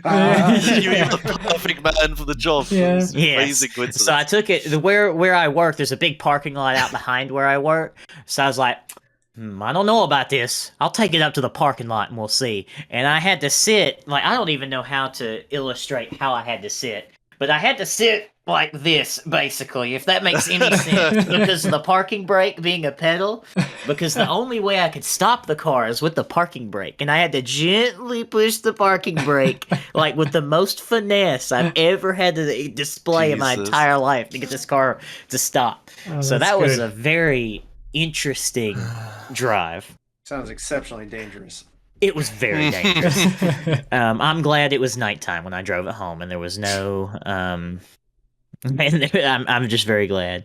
Okay, so carrying on, here comes the period where I worked at the Honda dealership. So some of these cars are from the Honda dealership. 2013 Honda Accord sedan. It was 4-cylinder automatic. 2017 Volvo V60 T5. It's a 4-cylinder automatic. Way faster than I expected that car to be. Nice. Yeah, it was a pretty cool car too. It was way cooler than I thought it would be. A 2014 Jeep Wrangler Unlimited Sahara. It was a V6 automatic, and it was a V6 because it was a later Wranglers 2014. That's when they stopped putting the straight sixes in them, I think, at some point. 2011 Chevrolet Cruze 6-speed manual. That was a buddy of mine's. 2017 Honda Ridgeline RT-LT. A 2015 Nissan Quest SV. A 2017 Honda Accord Sport. I liked that car. It was okay. 2019 Honda Odyssey. And then that's the end of the Honda dealership. And then we're back to just driving random coworkers' cars. This was one. It was a terrible example of one, but I've always wanted to drive one. 2005 Crown Victoria Police Interceptor. Wow. What? I love Vic, CVPIs. I love CVPIs. I want one so bad. If I have the opportunity to buy a CVPI, I will buy it. With the light and everything. No, I the didn't. light on the side. Oh view. yeah, the spotlight. Oh my god, Yeah. yes, the spotlight, dude. I want to go through. I want to deliver pizzas and use the spotlight to look at mailboxes, dude. I want one so bad. Extra cheese with pepperoni. Yes, that was me. 2002 Honda Civic LX 5-speed manual. It was a high mileage example, but those things hold up pretty well. This one was really cool. 2005 Toyota 4Runner SR5. It was a rear-wheel drive model, not an all-wheel drive model. A 2006 Mercedes-Benz SLK 280, first German car that on this list. Is an SLK 280 V6 automatic. This one, if I could buy one of these for cheap, I want to buy one so bad. And you can't even predict what car I'm about to say to you. There's no way you could predict it. Saab. No. That's a really obscure guess though. God bless. A 1996 Buick LeSabre. Oh, Wow. Yes, sir. The Sabre, dude. It had the 3800 V6 in it. It was a high mileage example, but oh my gosh, it's like you're driving your living room couch around, and you're just going over a bump. It's so amazing. What an amazing car! That whole platform of car with those engines is just fantastic. 2010 Jeep Wrangler 4x4. It was an inline 6 automatic. 2006 Honda Civic Si, 4-cylinder, 5-speed. This one's really cool, and my buddy still owns this car, and I really like it. A 2003 Ford Focus SVT, 4-cylinder, 6-speed manual. I think they were all 6-speed manuals. 2005 Toyota Camry LE, 2013 Nissan Sentra, and I have in parentheses here bad transmission. And that's because my coworker handed me the keys, and she was just like, I don't know what's going on with my car. Please just. So I get in the car, and this transmission is slipping badder, like worse than I've ever seen a transmission slip. It was like as I was trying to go down the road. It was terrible. 2009 Chevrolet 2500 Duramax Turbo Diesel. And then the next two, and these are the last two I've driven, were both on my vehicle bucket list of cars, right? And this one especially. 2013 Dodge Charger Police Interceptor. Oh, and cool. It had all the lights. This was an active duty cop car. It was a Jefferson County sheriff that comes into that's doxing myself a little bit, but he comes into the store and I can't take it back now. But he comes into the store and he has a personal, because in our area, the cops can just policeify their personal vehicles if they like. So he bought wow. he bought a out of Georgia. He was telling me he bought a Dodge Charger Police Interceptor from a state trooper's office in Georgia. And then that's his personal vehicle that he also uses as his pursuit vehicle. And he turned the lights on when I drove it, and I felt like a child. It was great. I was so That's happy. great. He went, "Here, you want to see this?" Whoop, whoop, whoop, whoop. Turned the lights on. It was fantastic, and he's a buddy of one of my managers too. So, and his name's Van. I was like, "Hey, Van, you gonna let me drive your car?" He's like, "Yeah, come on." I didn't ask any more questions. And it was my experience with this car. It's obviously quite fast, way faster than I thought it would be, and the brakes. It has I can't remember what he said it was, like dual brakes or something like that. But he was telling me about the brakes. I was like, "Can I stop the car?" He's like, "Yeah, go for it." It was like it just came to a stop from about 50 miles an hour in about 2 feet. It stopped on dual calipers. That's what it was. It's dual caliper brakes. Like it was like the fastest I've ever came to a stop in my life. It was really impressive. And then the final car, the most recent one I've driven, and it's been a couple months since I've driven anything different. And this was also on my bucket list. And this was like the most hoopty example of one that I could find. A 1993 Ford Mustang Fox Body V8 5-speed manual. This example was actually an LX Fox Body that had a 5.0 swapped into it. It was terrible. It was a terrible car, but it's so fun. It was a terrible example. Didn't have a radio. The windshield was cracked. The paint was terrible. There was like a fake hood scoop bondoed to the hood for no reason. Terrible car. But it was fast, and it was terrible, and it was fun. So there you go. And Josh, 43 cars in total. Yeah, I was counting. Yeah.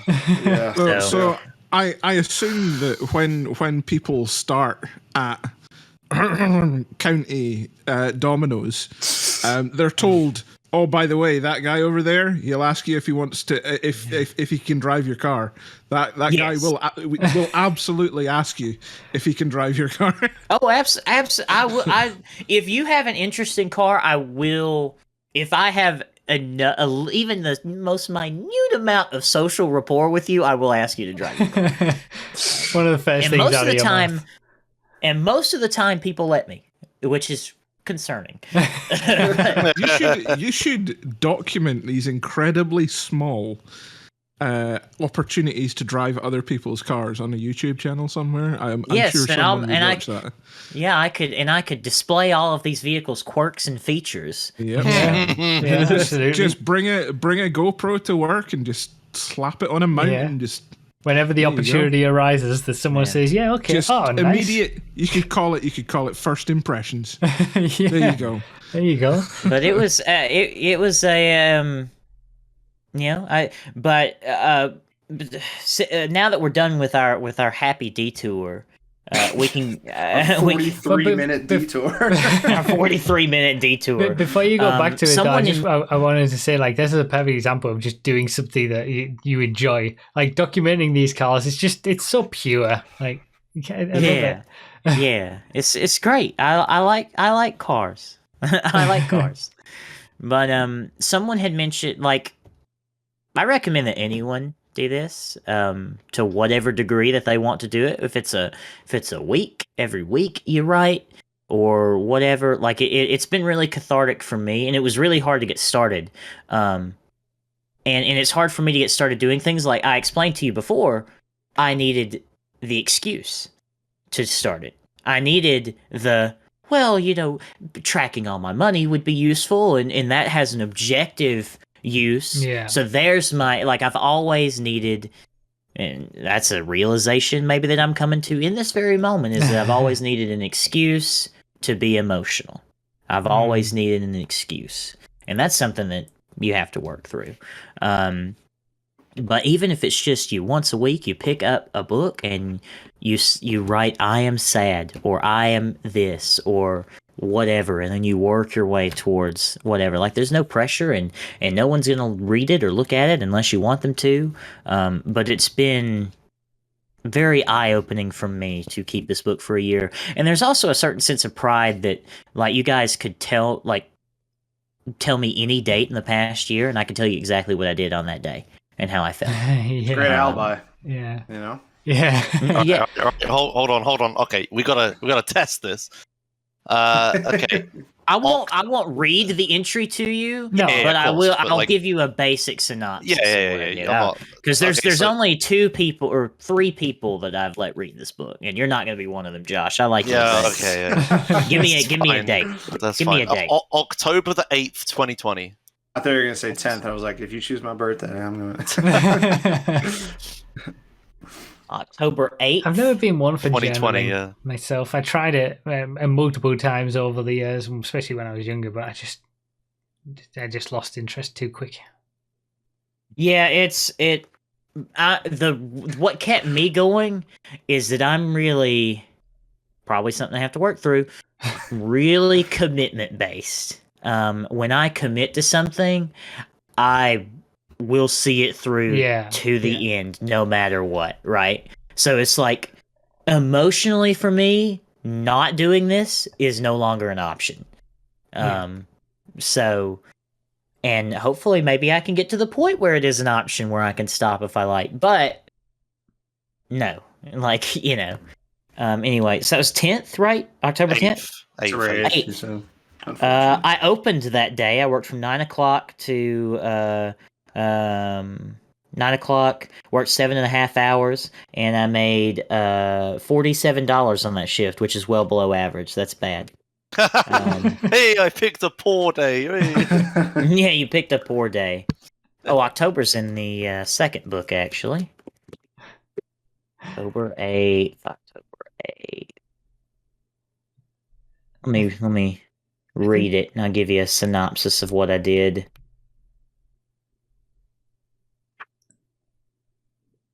Let's see here. Looks like the owner of my store called my manager on duty that day and berated her for sitting down because he was watching the cameras and made her cry. Okay. Jeez. Ooh, and I used my truck. I struggled to get my truck started. I remember that day. I had to sit on the starter for like 30 minutes to get it to start. To help my really close friends move some furniture.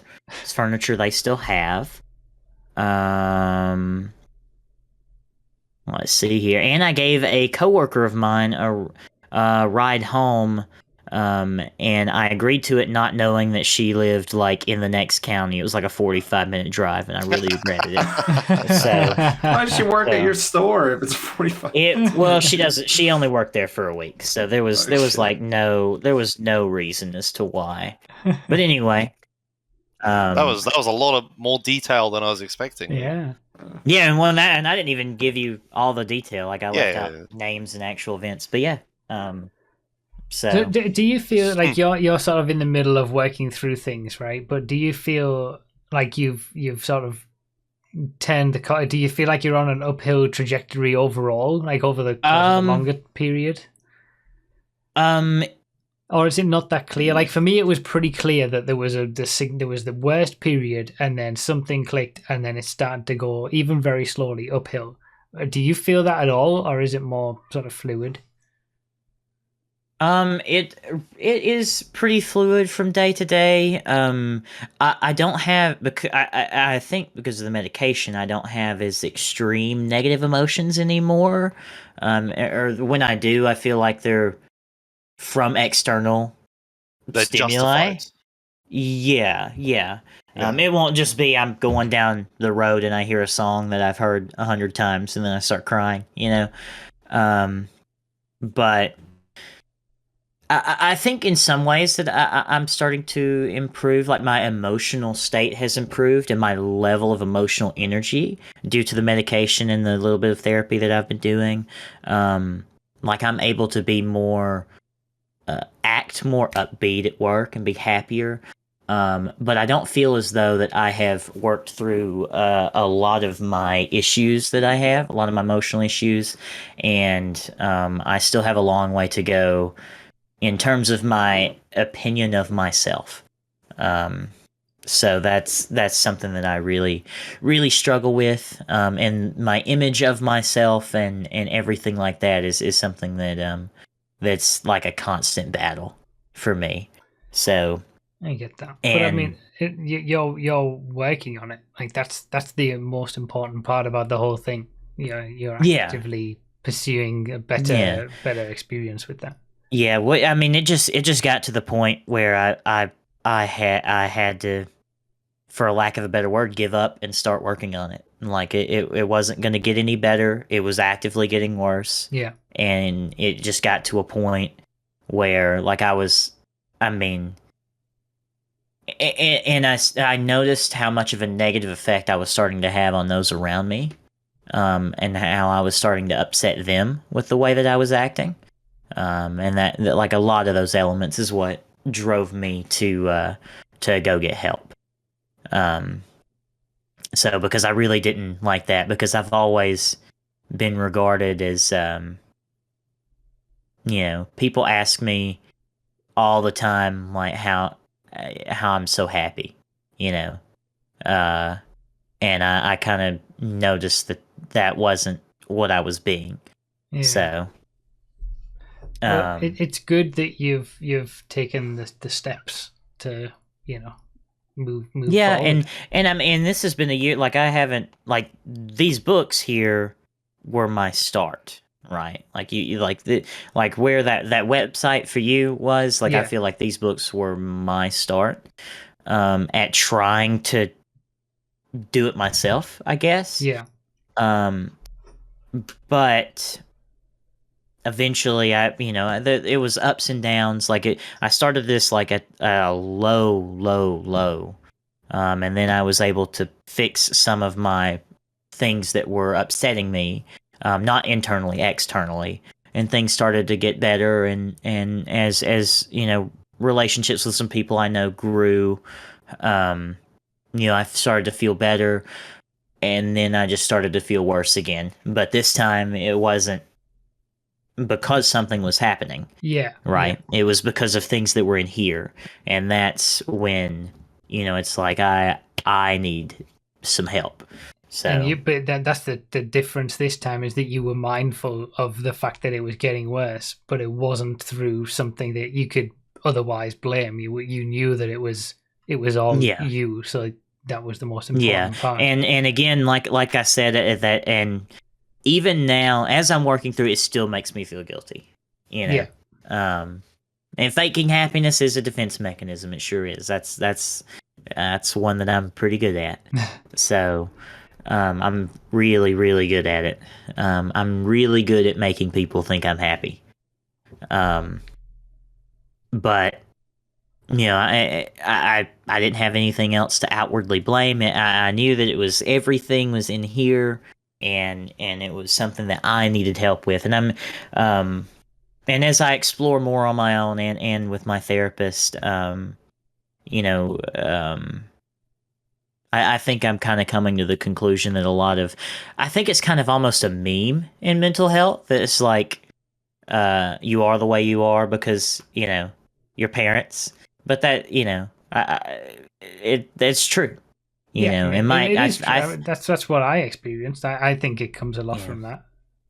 And I think my mental state and how I am really comes, I'm starting to think and maybe realize, because I don't know for sure, but, I feel like it really is because I wasn't allowed to be a child in a lot of ways. Because, I didn't go to high school. I homeschooled through all of high school.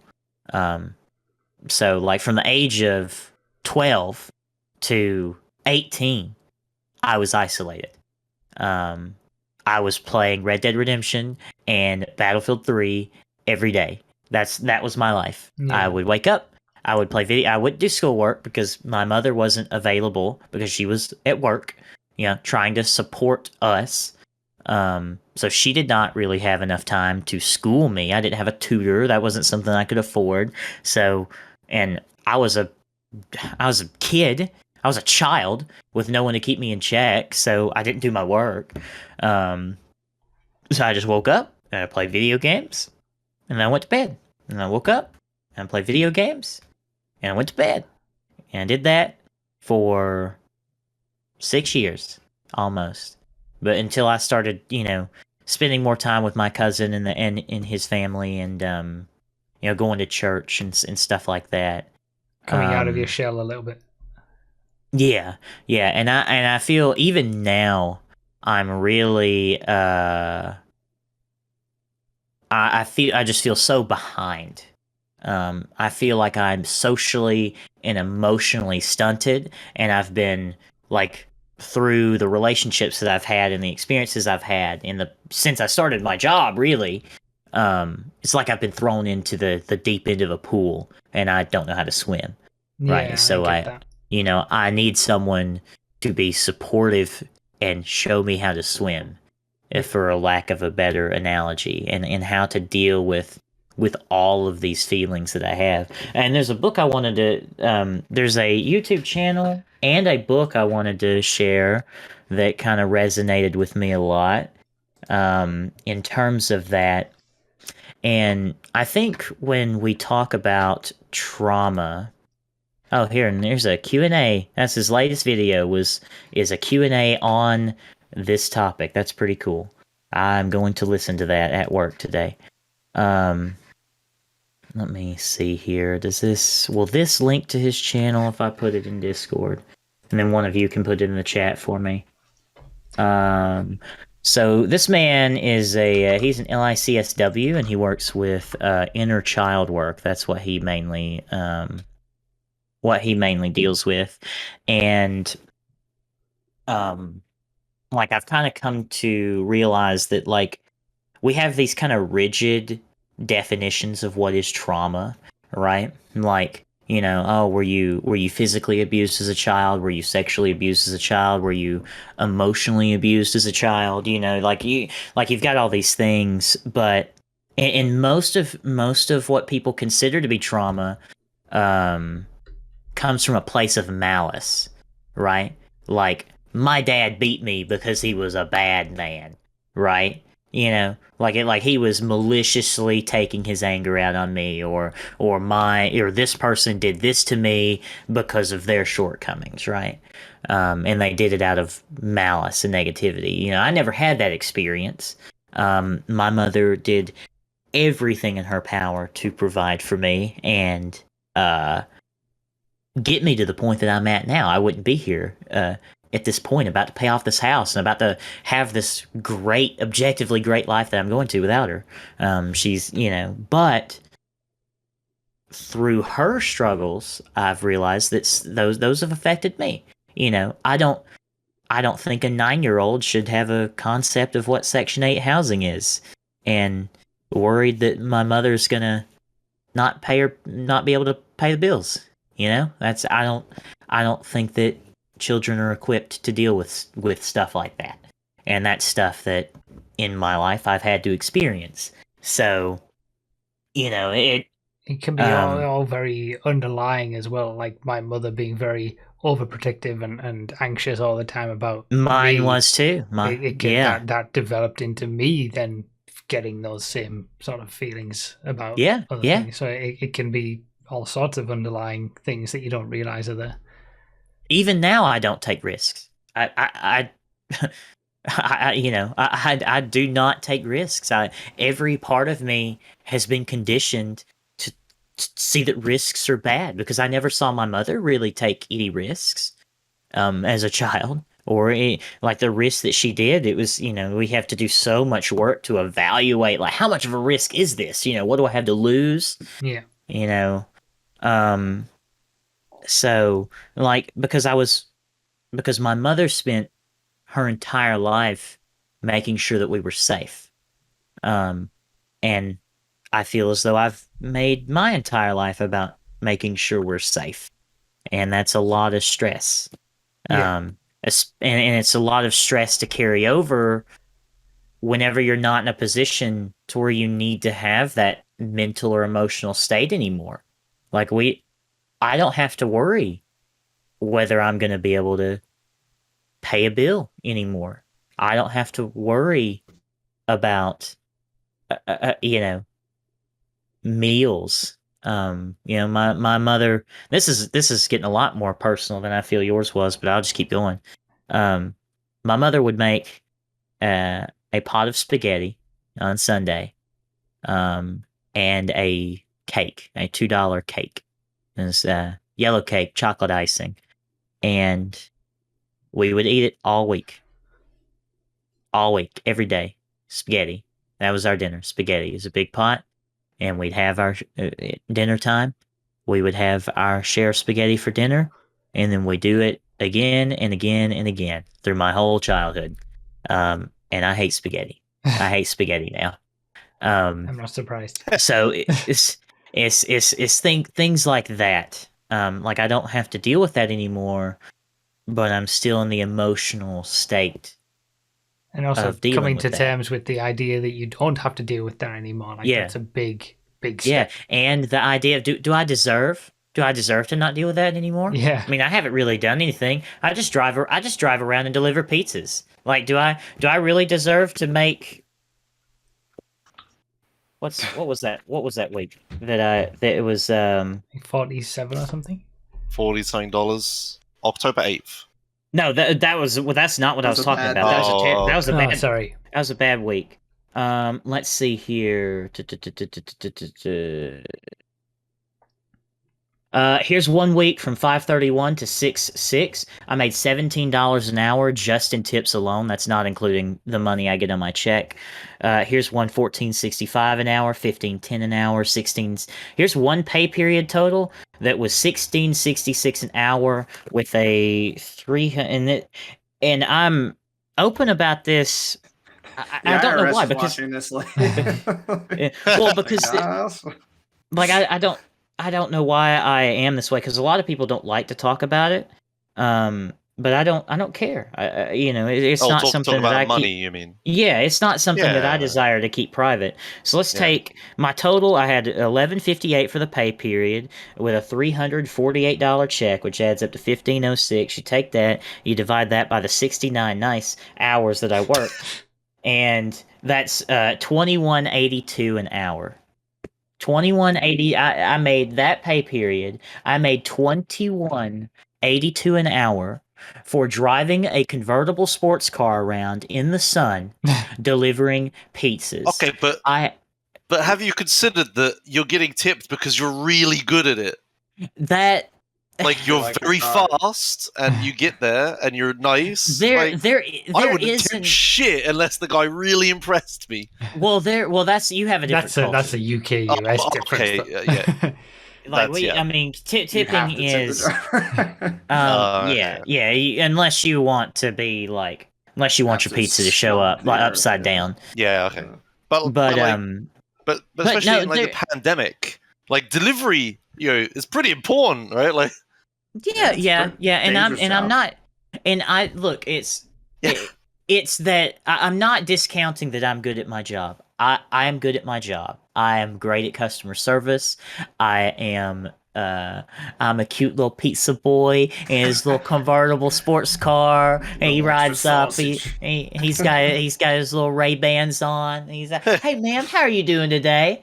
All right. So like, I get it. But even at peak performance for this job, peak performance, I'm talking are. the top 1%, this job's easy. The millionaires. This job is easy. It's so easy. Anyone could do. Dude, it's a dangerous job. It's one of the most dangerous jobs in the country. It is dangerous. I mean, it can be. It's not dangerous for me because I'm a Not to racing start a driver. political conversation, but more pizza delivery drivers die than police officers. I'm not getting political here.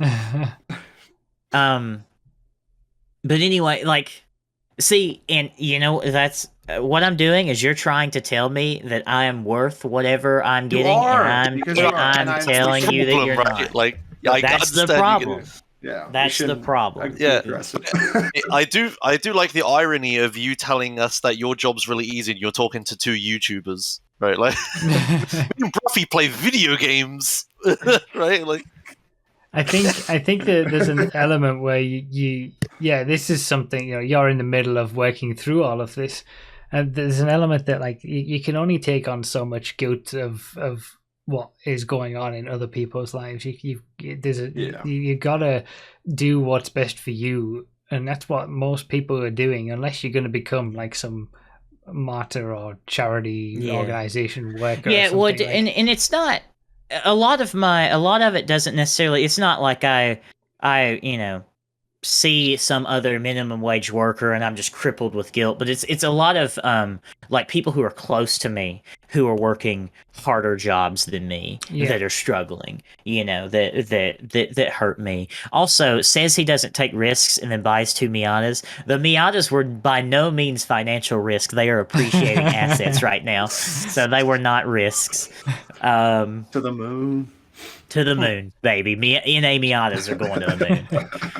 But so I mean, in the way that I've been talking to you, like you could probably see where my problems are and what I'm trying to work on, and I'm trying to catch myself more as I do it. But it's and right now I'm like at a really like I'm in a good mental state. I'm surrounded by people who care about me and is very supportive, so I'm able to catch these things a lot easier than when I'm feeling alone. And most of the time in my life I feel alone. So even when I'm surrounded by people. I mean, that was exactly the same with me. Like you're trying to reverse these bad habits and the way that you've been thinking that's ingrained in you, and you're trying to catch those moments and reverse those thought processes like I was with the anxiety. And it's difficult to do, and you don't do it very often in the early stages. It's just when you can, you've got to take the happiness that you've done it at least once, because that's better than what it was the day before where you didn't do it at all. But eventually you will start to catch it more, and you start to change the way that it'll be a gradual process. But I have no doubt that everybody can be able to get over these things. I think it's just taking those steps. That's the important bit. It takes a lot of work, and like I said, I'm still working on it. It's and I think a big hurdle for me that I'm gonna have to go over,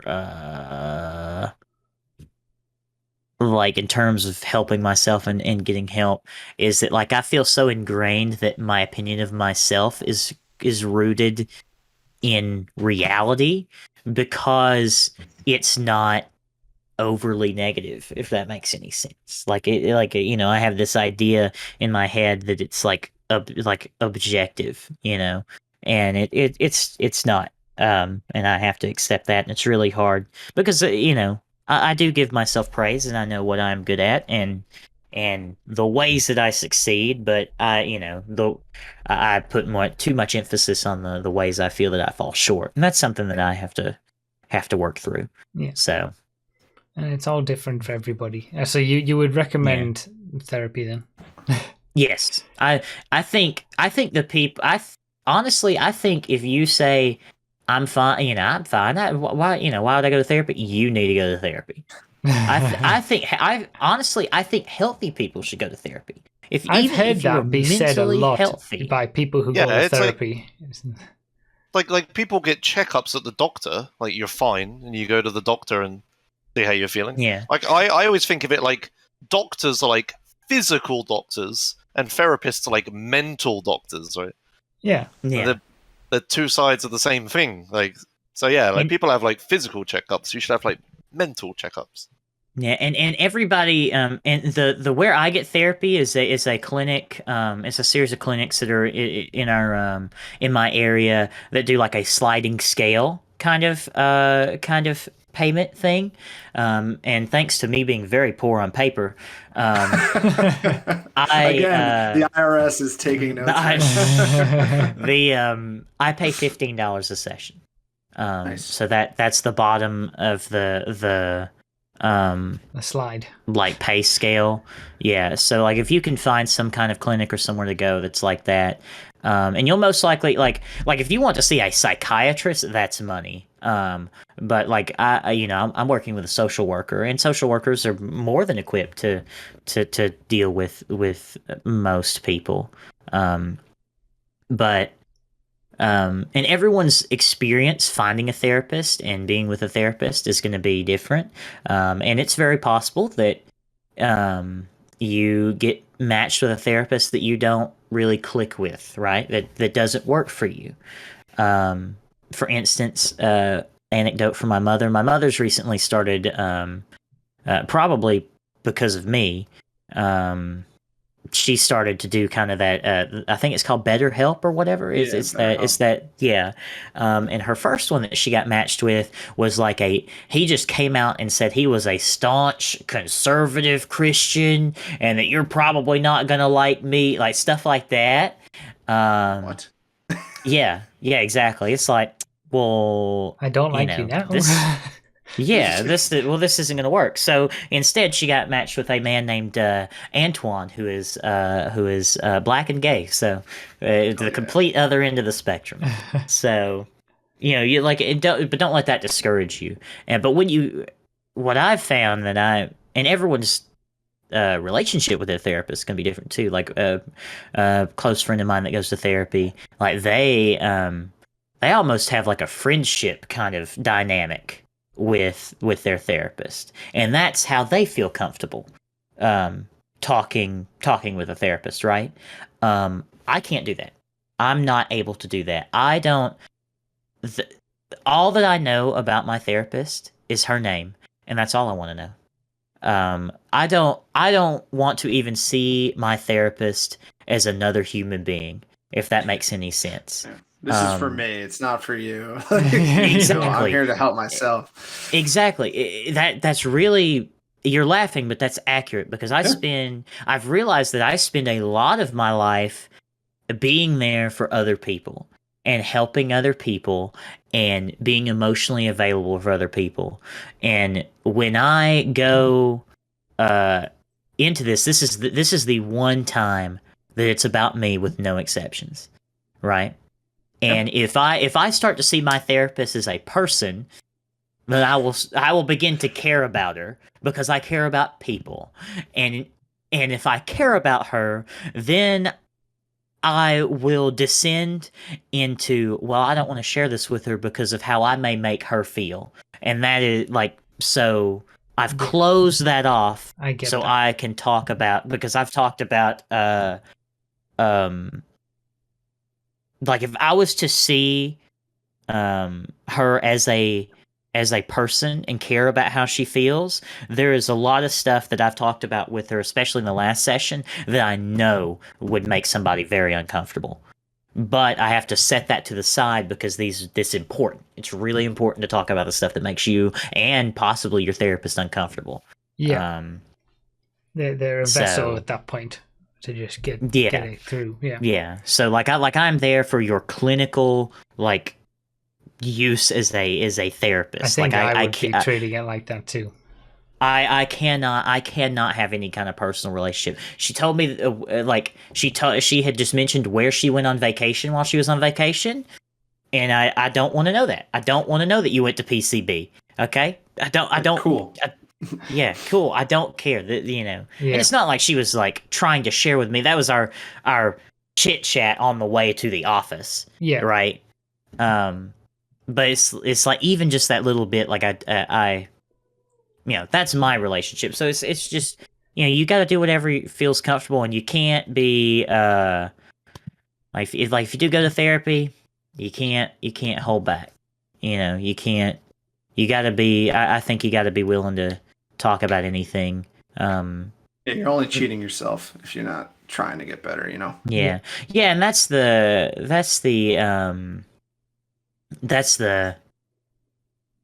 shoot, I lost my train of thought. I read Voodoo's comment. Well, what I was going to say was the Yeah. The main thing is that you recognize these things and get help, whichever way that help manifests itself for you, to do it early. Don't just let it linger for years, and then it's going to be so much more difficult to do it. You know, the earliest possible point that you can do it, once you've realized and once you feel comfortable with getting whatever help that you feel like you want to get, just do it, even if it's just looking at some websites. Just starting that process as soon as you can is the best. Yeah. And what one of my things that actually kind of helps me in this regard is like with my attitude to therapy and being willing to talk about anything in that setting is because like I have a real kind of problem with like feeling like I'm wasting my time or not moving in any direction. So that really helps me in that regard because like it's like, well, if I'm not talking about the big stuff, then why am I here? You know, like why have I woken up at 7 o'clock in the morning, gotten here at 8 for us to not make any progress? Yeah, you know. Yeah. But what I've been the main thing that I've kind of, like I said, I realized about my childhood and whatever is a theory in that YouTube channel that I linked to you before. Like I watched a lot of his videos and it really resonated with me. And it's all about inner child work, and the idea is that like inside of everybody there is the child version of yourself, right? And that's kind of the idea, and that's where and it's not all negative, but it's just like where your creativity comes from, and your spark, and your sense of wonder. That's where all of that comes from, right? And then you have your logical side of you, which is analyzing your every move and getting math degrees. So, but when people experience trauma through their childhood, through each developmental stage of childhood, there are certain things that every child learns and grows into, right? And your emotional growth can be stunted by childhood trauma, and then you end up, the idea is, with a wounded inner child. And when you have a wounded inner child, things can trigger that child inside of you to act in a way which you don't want to. Right. So it's in the whole theory is about reparenting that inner child and giving them what they didn't get when they were really a child. It's a real like kind of deep metaphor or whatever.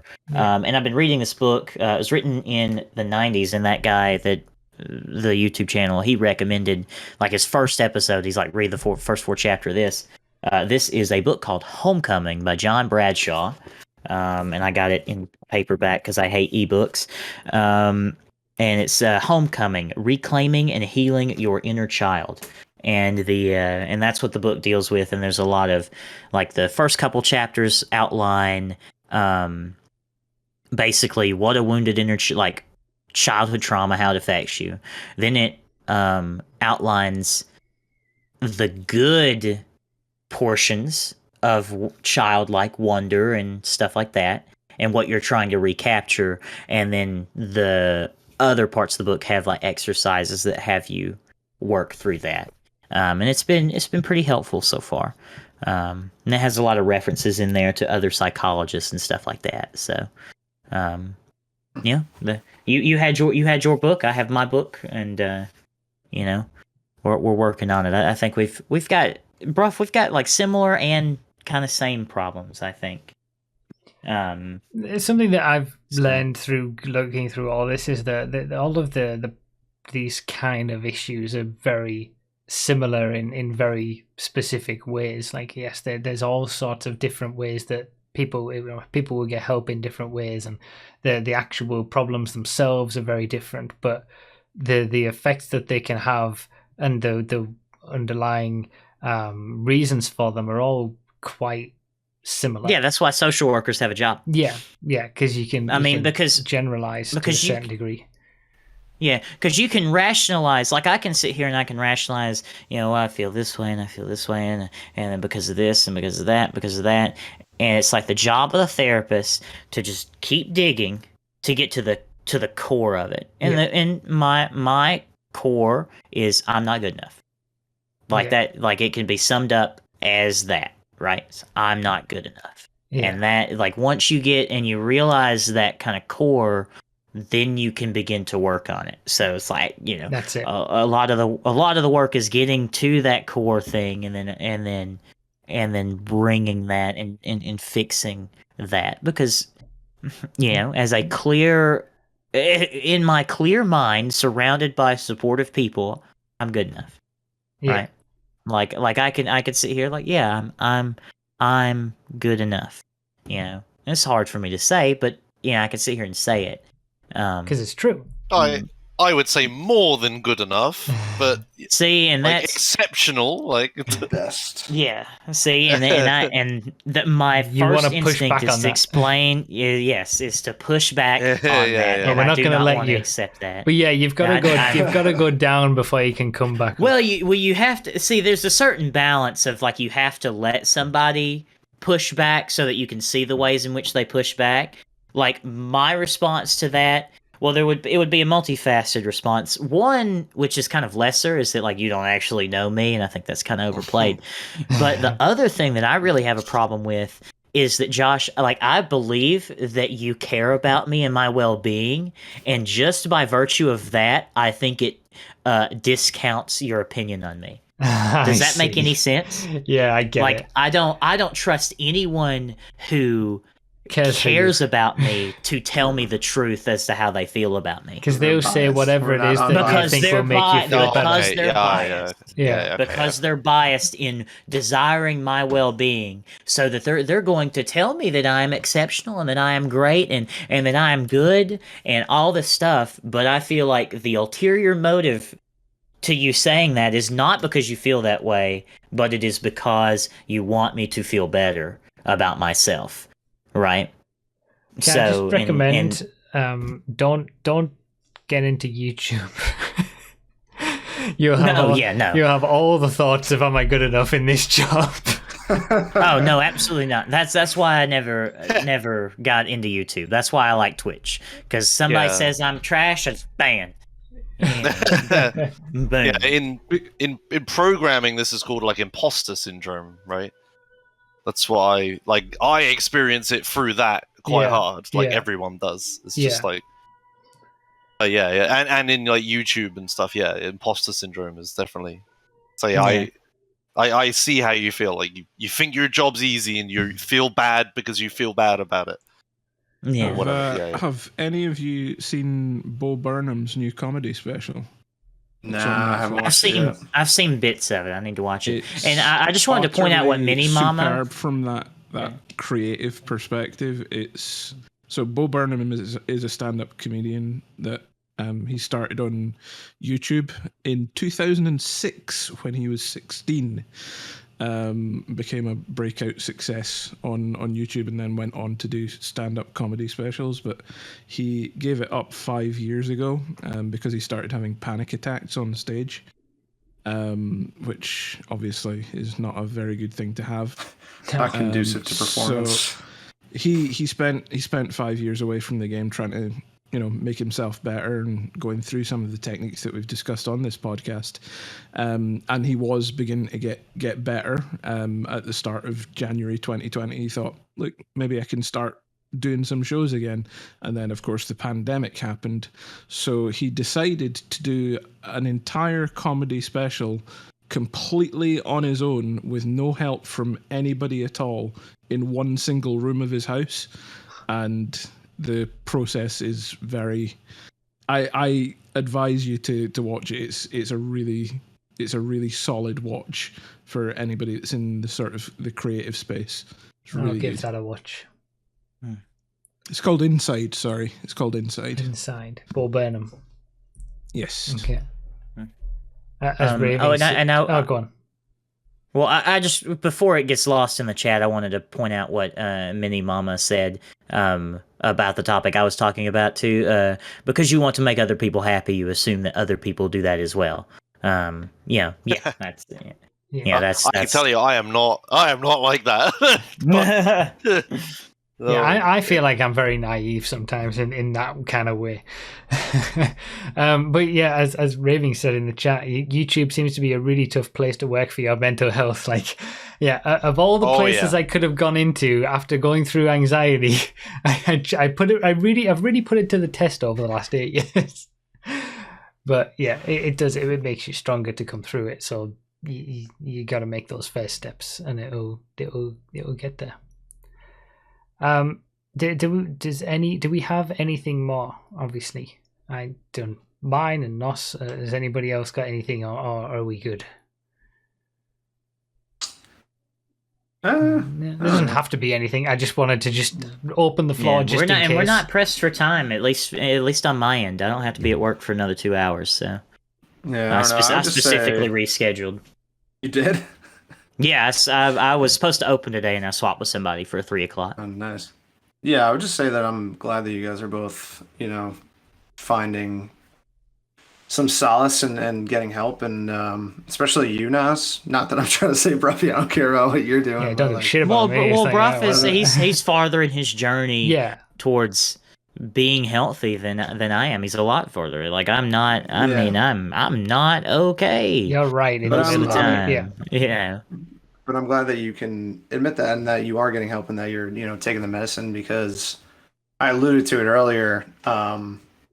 When I was 8 years old in 2003, my father took his own life. He was bipolar, and he was part of that generation that was like, man up, nothing wrong with you, just get over it. And he had gone to a doctor at one point, and he was prescribed medicine, but he was like, I don't need this medicine. There's nothing wrong with me. And eventually he succumbed to his disease. And so I'm really glad that we had this conversation today to, shed light on that, because, he was like 53, I think. And I imagine it was eating at him most of his life. So if you can work at it, continue to work at it. I'm lucky. I'm fortunate enough to not have those kinds of feelings. At least not right now. And so I'm glad that you guys are really attacking it.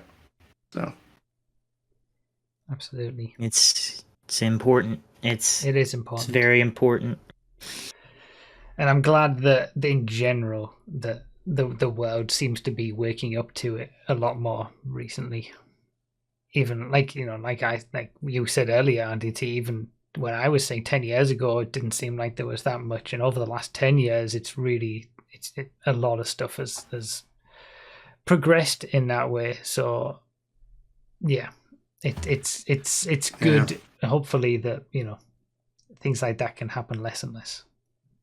Yeah, and it is tragic, what I just said, but I think you can get a lesson from it. And I think that's the most important thing in life, is just trying to take lessons out of bad situations and using anything to better yourself and improve yourself. So yeah, like Nas was saying about the inner child. I don't know what my inner child looks like, my wounded inner child. But I think I might try therapy, even though I don't have anything on the surface appears. I don't. You're the guy who was talking about earlier who says, I don't need therapy. You're the exact person who need.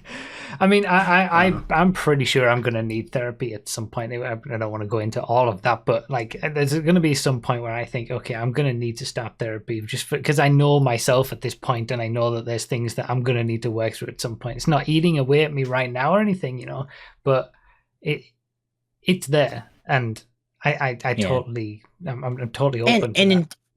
And for therapy, like I said earlier, like I think there's a really there's for therapy, there's like such an over focus on like what you would,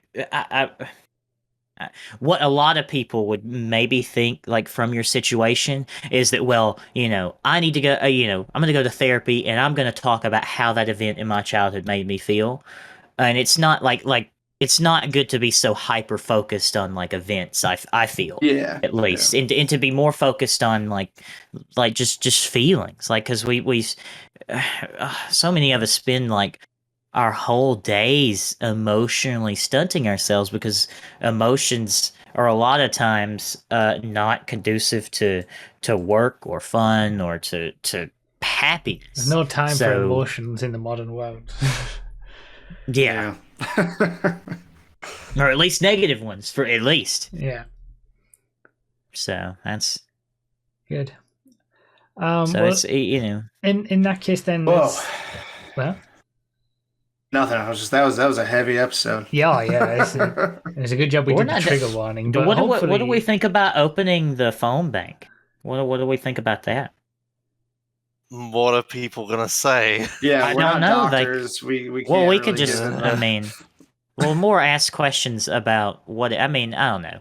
Like if they do, they do. If they don't, I they think don't. I But think it's going to be better to leave this one to let sit Fair in people's enough. minds, honestly, and just we don't need to put it out there for people to in any way feel pressure to come into the phone bank and want to ask something. I have to ask something. Yeah. We can always address it in a future one if anybody's got anything that they want yeah, I to guess reach we out can. You about. can leave YouTube comments or whatever. We Yeah. can respond to that. Yeah. The best place to go. But yeah, there's one thing that I kind of wanted to mention, and I don't know why this came up in my head about something that I wanted to talk about. Well, I just thought this was the right podcast to do it on, and it's something that's always stuck in my mind. Does anybody remember somebody who used to watch my streams? Cuff One. Yeah. I remember Cuff. He gave me my there was that first amazing stream where it was like I think it was Robert K. Wolf was the name who gave me the first ever $1,000 donation, and then Cuff One gives me the second immediately after, and it was like the most ridiculous night ever. And Cuff ended up giving me a few $1,000 donations, but he's still number 2 in the all-time list. But he was always there. He was always in the streams. He was just a fun character. He didn't really speak much, I thought, in the chat from memory. But everything he did say was always, good fun. Sometimes he'd join in with some races. Sometimes he didn't. But he back in, I think it was like 2017 in the old house, the cooler on my PC packed in. I think it was the pump or something. So I couldn't stream. So I think I was waiting the whole week to get a new one, so I couldn't do the midweek Wednesday stream. I think it packed in on the Sunday. And I remember jumping into the chat at the time of when my Wednesday stream would have been, just to see if anybody was on or saying something or whatever, just so I could, I'd change the title like I normally do to say that I wasn't streaming and put out on Twitter and things. And this is always something that stuck in my mind, that when I jumped in the chat, I saw Cuff post a message in the chat, and it was kind of out of character. It was something like, why am I subscribed to this guy if he's not going to stream on his schedule or something? And like someone else mentioned that my PC had broken and I couldn't, and then he came back with, well, he could just stream through the PS4 or something like that. And I've never streamed through the PS4 before. It's not something that I would do. And it just felt really out of character at the time. And I remember thinking about it, and I almost typed, I wonder why I'm sub 2. Yeah, now everybody's questioning why they're sub 2. I get it. But no, I remember at the time questioning it. I almost sort of typed and tried to explain, and say I'm sorry and apologize and stuff, but I think I just kind of didn't want to, get into it or anything like that, and I thought I'd address it on the next stream or something like that. I apologize for not being on my stream just to everybody.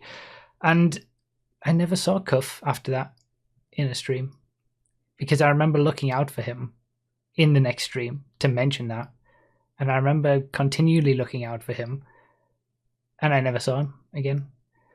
And my hope is that he that was literally what he thought. He thought, okay, he's missed a stream. He's missed too many streams. I don't know. I'm just not interested in what he's doing anymore. That's my hope. I hope that he's got sick of my content and he's out there watching somebody else, right? But I always have this in the back of my head that what if he was using my content, my streams to, avoid dark thoughts of his own, and me not streaming that night, that was like a final step or something like that. Like that is something you don't want to go down that route. Yeah, you can't. Don't want to start thinking exactly, that. exactly. And then you can quite easily spiral into, well, what about all the people that you might not know about, right? You what about all the people who never type in the chat and you happen to miss a stream? And just to put it out there, I'm pretty sure I don't feel guilty about that, right? And I don't have these thoughts, and it's not something that's going around in my head all the time. But just with Cuff specifically, it's always been something that's stuck in my head of I've always wanted to know what happened to him. And I think even if something did happen, I wouldn't hold myself accountable. It's not as if I was intentionally. Yeah, it was just like there were so many other things going on in that respect that it wouldn't be just me that caused anything like that. But it's just something that I've never been able to let go. And if I'd just spoken in chat, or if I had just tried to do my best to get a stream through the PS4 or something, but then you can't put that on yourself to have that responsibility, because I have my own life too. And if I can't stream, I can't have the responsibility of other people needing it, needing me to, keep them going or something. So it's always something that's been in the back of my head, and I just want to, that's, part of the reason I wanted to bring it up is to just say that if you are going through tough times and you're using, I don't know, something as a crutch for it or whatever, the coping mechanism. Try to realize that that's what it is. And if you're struggling, especially to a really bad point, please reach out in any way that you can to anybody. Doesn't matter who, and reach out honestly and fully. Don't just put a message in a chat that could be taken as someone just having a bad day or something. Give yourself to that, because what have you got to lose if you're at the worst point? So I just wanted to sort of end on that please just always reach out, because people are always going to be there to help. So I hope Cuff's doing well. I hope he is. I don't know where he is or what he's doing. I tried to message him on PSN a few months after that, I think, but he never got back to me. I hope he just got sick of me, honestly. But yeah, I just, he's always in my, not always in my mind, but just every now and then crops into my mind a little bit. You see, me and you are very different people, because I'd be like, all right, fuck you then, and ban him. So would have had a very different reaction. Yeah. It was like, I'm reading this arsehole timeout, right? Like, Okay, so don't go to Josh for Yeah. see, like Nos talks about how he cares about other people too much. I'm just like, I care about other people too little, right? Like, Yeah. maybe that's why, Oh man, classic. Josh is absolutely savage. We're all like kind and well, I think best in a way everybody. where Josh is Yeah, at but is a little more. Yeah, but like unironically, like I need to care about number one, right? Like if you're just gonna be an asshole to me in my chat, like I don't have time. Like go away, right? Like Yeah. like No, I I think life is just a balance on that front. Like it's a constant. I think like I tend to have the same troubles as Nos sometimes. Like you've got to look out for yourself. But then there's the other end of it where you don't you can't look out for yourself too much, because that might you might need it down the line, something that you've given to get back, sort of thing. It pays itself sometimes, but. Yeah, it's healthier. It's healthier and easier to just concentrate on yourself, and you got to do that first before you can start worrying about. Well, anybody I think the else. line is whether you care about the people who care about you, and how easy you can identify who cares about you and who doesn't. That's kind of the part there that separates you, you know. So, I mean, you better care about me, you jerk. Okay, I love you, Josh. I love your content. It's great. You were absolutely fantastic. So you better care about me, because I for sure care about you. I care about you because you got me here. Yeah, I got you here to this 200 viewership a week podcast. I pulled you out of the muck of thousands of viewers and brought you to this failing podcast. No, it was like for I don't know how much you know, but for a while I had tried to do other podcasts myself, and I'd always wanted to be on a podcast, but not as the person that run it, just as a person responsibility, baby. That's what it is. Yeah, I wanted to just be the talking head or whatever, and then you messaged me one day with this, or Broughy did, I can't remember. And I was just like, oh, you, Leo, right? I messaged you originally to get you on as a guest. Right, yeah. And you did so well at that. Well, it's because I had done like podcasts and stuff at the same time, right? Like, you know. So when are you streaming? When are you running San Andreas? Oh my god! Oh my god! I actually started again. Yeah, I saw that in the chat in the midway through this ban. Yeah, that is a timeout. Yeah, no, the essay. Well, I have my normal viewers, and then I have the essay only viewers, and they're in like another box that I don't think about, and they annoy me. But I need them to survive sometimes because I get like 2x the viewership for SA. So, Obs just asked a quick question in the chat that I wanted to just talk about. He asked it was more for me personally, I suppose. Has this anxiety been mostly the medical thoughts for you, or does it also influence how you interact with others or your community? I've noticed that until recently, you've never said anything like, I can't be arsed with doing X at the minute, we're doing Y now. I think that's just me. It's not necessarily anxiety. I think there is an element of anxiety that comes through with like putting other people out or making other people unhappy and things like that. But I also think that's a part of my personality, and the anxiety in certain periods might make that worse. Or if I've got a specific decision that I need to make and I know there's going to be some people that are unhappy with it, I can't win, it will spike then or something like that. You know, it's not just medical. Mostly it got me with the medical stuff, and certainly when I was deepest, but now I can have little spikes of anxiety about all sorts of things. But again, I know how to deal with it. But yeah, I think that's more just me.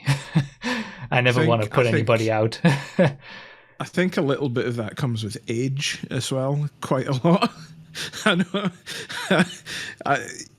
You're past the 30 threshold now, bruv, and I feel like past the 30 threshold, you're kind of like, fuck yeah, I'm doing my own thing. Yeah, you know? I've noticed I've started doing that more lately. I've learned enough in my life to know what I like and what pleases me.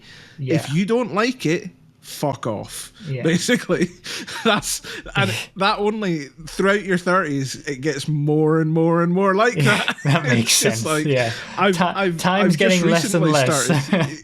Yeah, because of all the stuff that's going on in the world just now. Like in my chat, I've been like,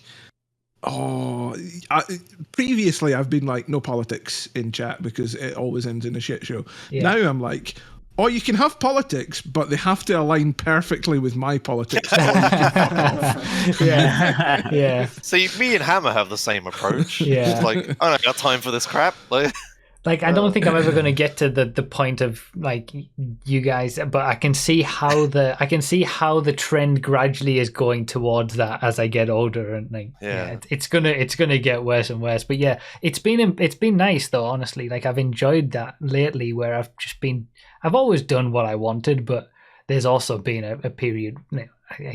Trying to work. I couldn't have imagined working on an idea that would allow me to do less GFred.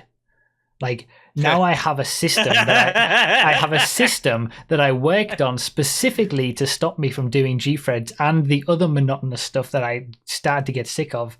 I have these seasons where I do that stuff, and I have an off season where I take a break from it.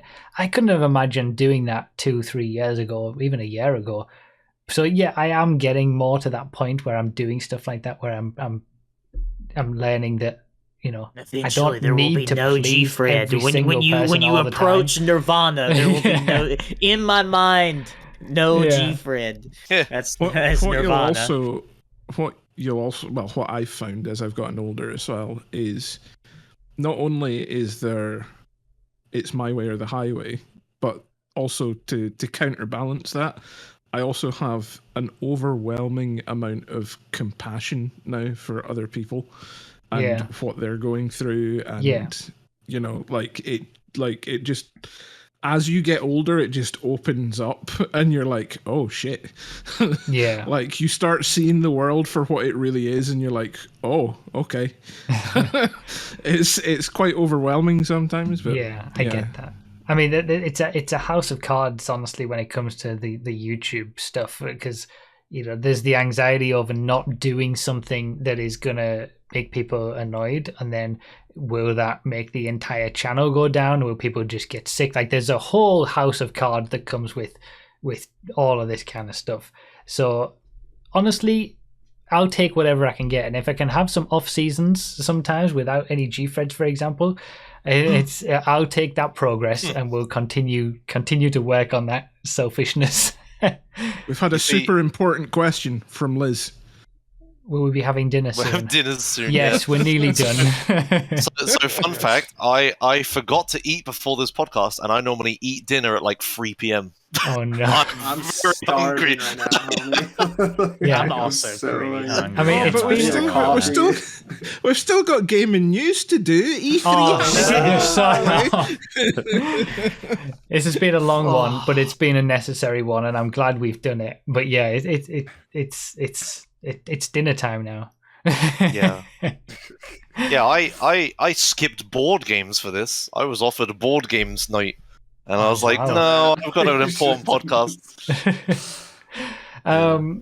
So yeah, we'll normal service will resume next month, but maybe we'll have a little section during that, like a little segment where we can follow up on this. So if anybody wants to reach out and ask us anything about what we've talked about during this, to expand on something, clarify something, whatever, you know, you can put it in the podcast channel on the Discord, or leave it as a comment on the YouTube video when this goes up. Or you can always private message one of us as well. Well, not me. Not me. or Josh. No. I will not help. And not apparently not Nos unless you're on his friends list on Discord. So. Oh really? Oh well, then join my Discord and get in touch with me somehow. But no one has questions for me. It's fine. So RDT and Hammer. There you go. So thank you everybody in the chat who's been watching this live. You know, we've been seeing everything that you've been posting in the chat and all the support and the love. We have. It's been very nice, and it's been a long time coming that I've wanted to talk about this, and I knew that this was going to be the right place to do it, and I'm thankful to you guys for making me feel that was the right decision. So thank you very much. It was the right decision, and thank you for allowing me to talk too, because I've never really had a desire to talk about any of this, but like I have a desire to be there with you and for you, and share my experience with you and others, so that they know that they're people aren't alone, as alone as people feel, as alone as I feel. All the most of power time. to you for talking about it when you're in it as well. It's taken me 10 years to finally talk about it, so well done. Right, we're the best. We're the best. We are the best. We're the best. Right, that'll do us then. Thank you guys all for watching and for all the support as always. We'll be back as always next month to go over more nonsense that nobody really cares about. Thank you guys so much for watching. Do you all want to say goodbye, That's guys? a cognitive distortion. Yeah. Do you want to say goodbye, guys? Bye. Goodbye, guys. There you go. Bye. See you later, guys. Bye bye.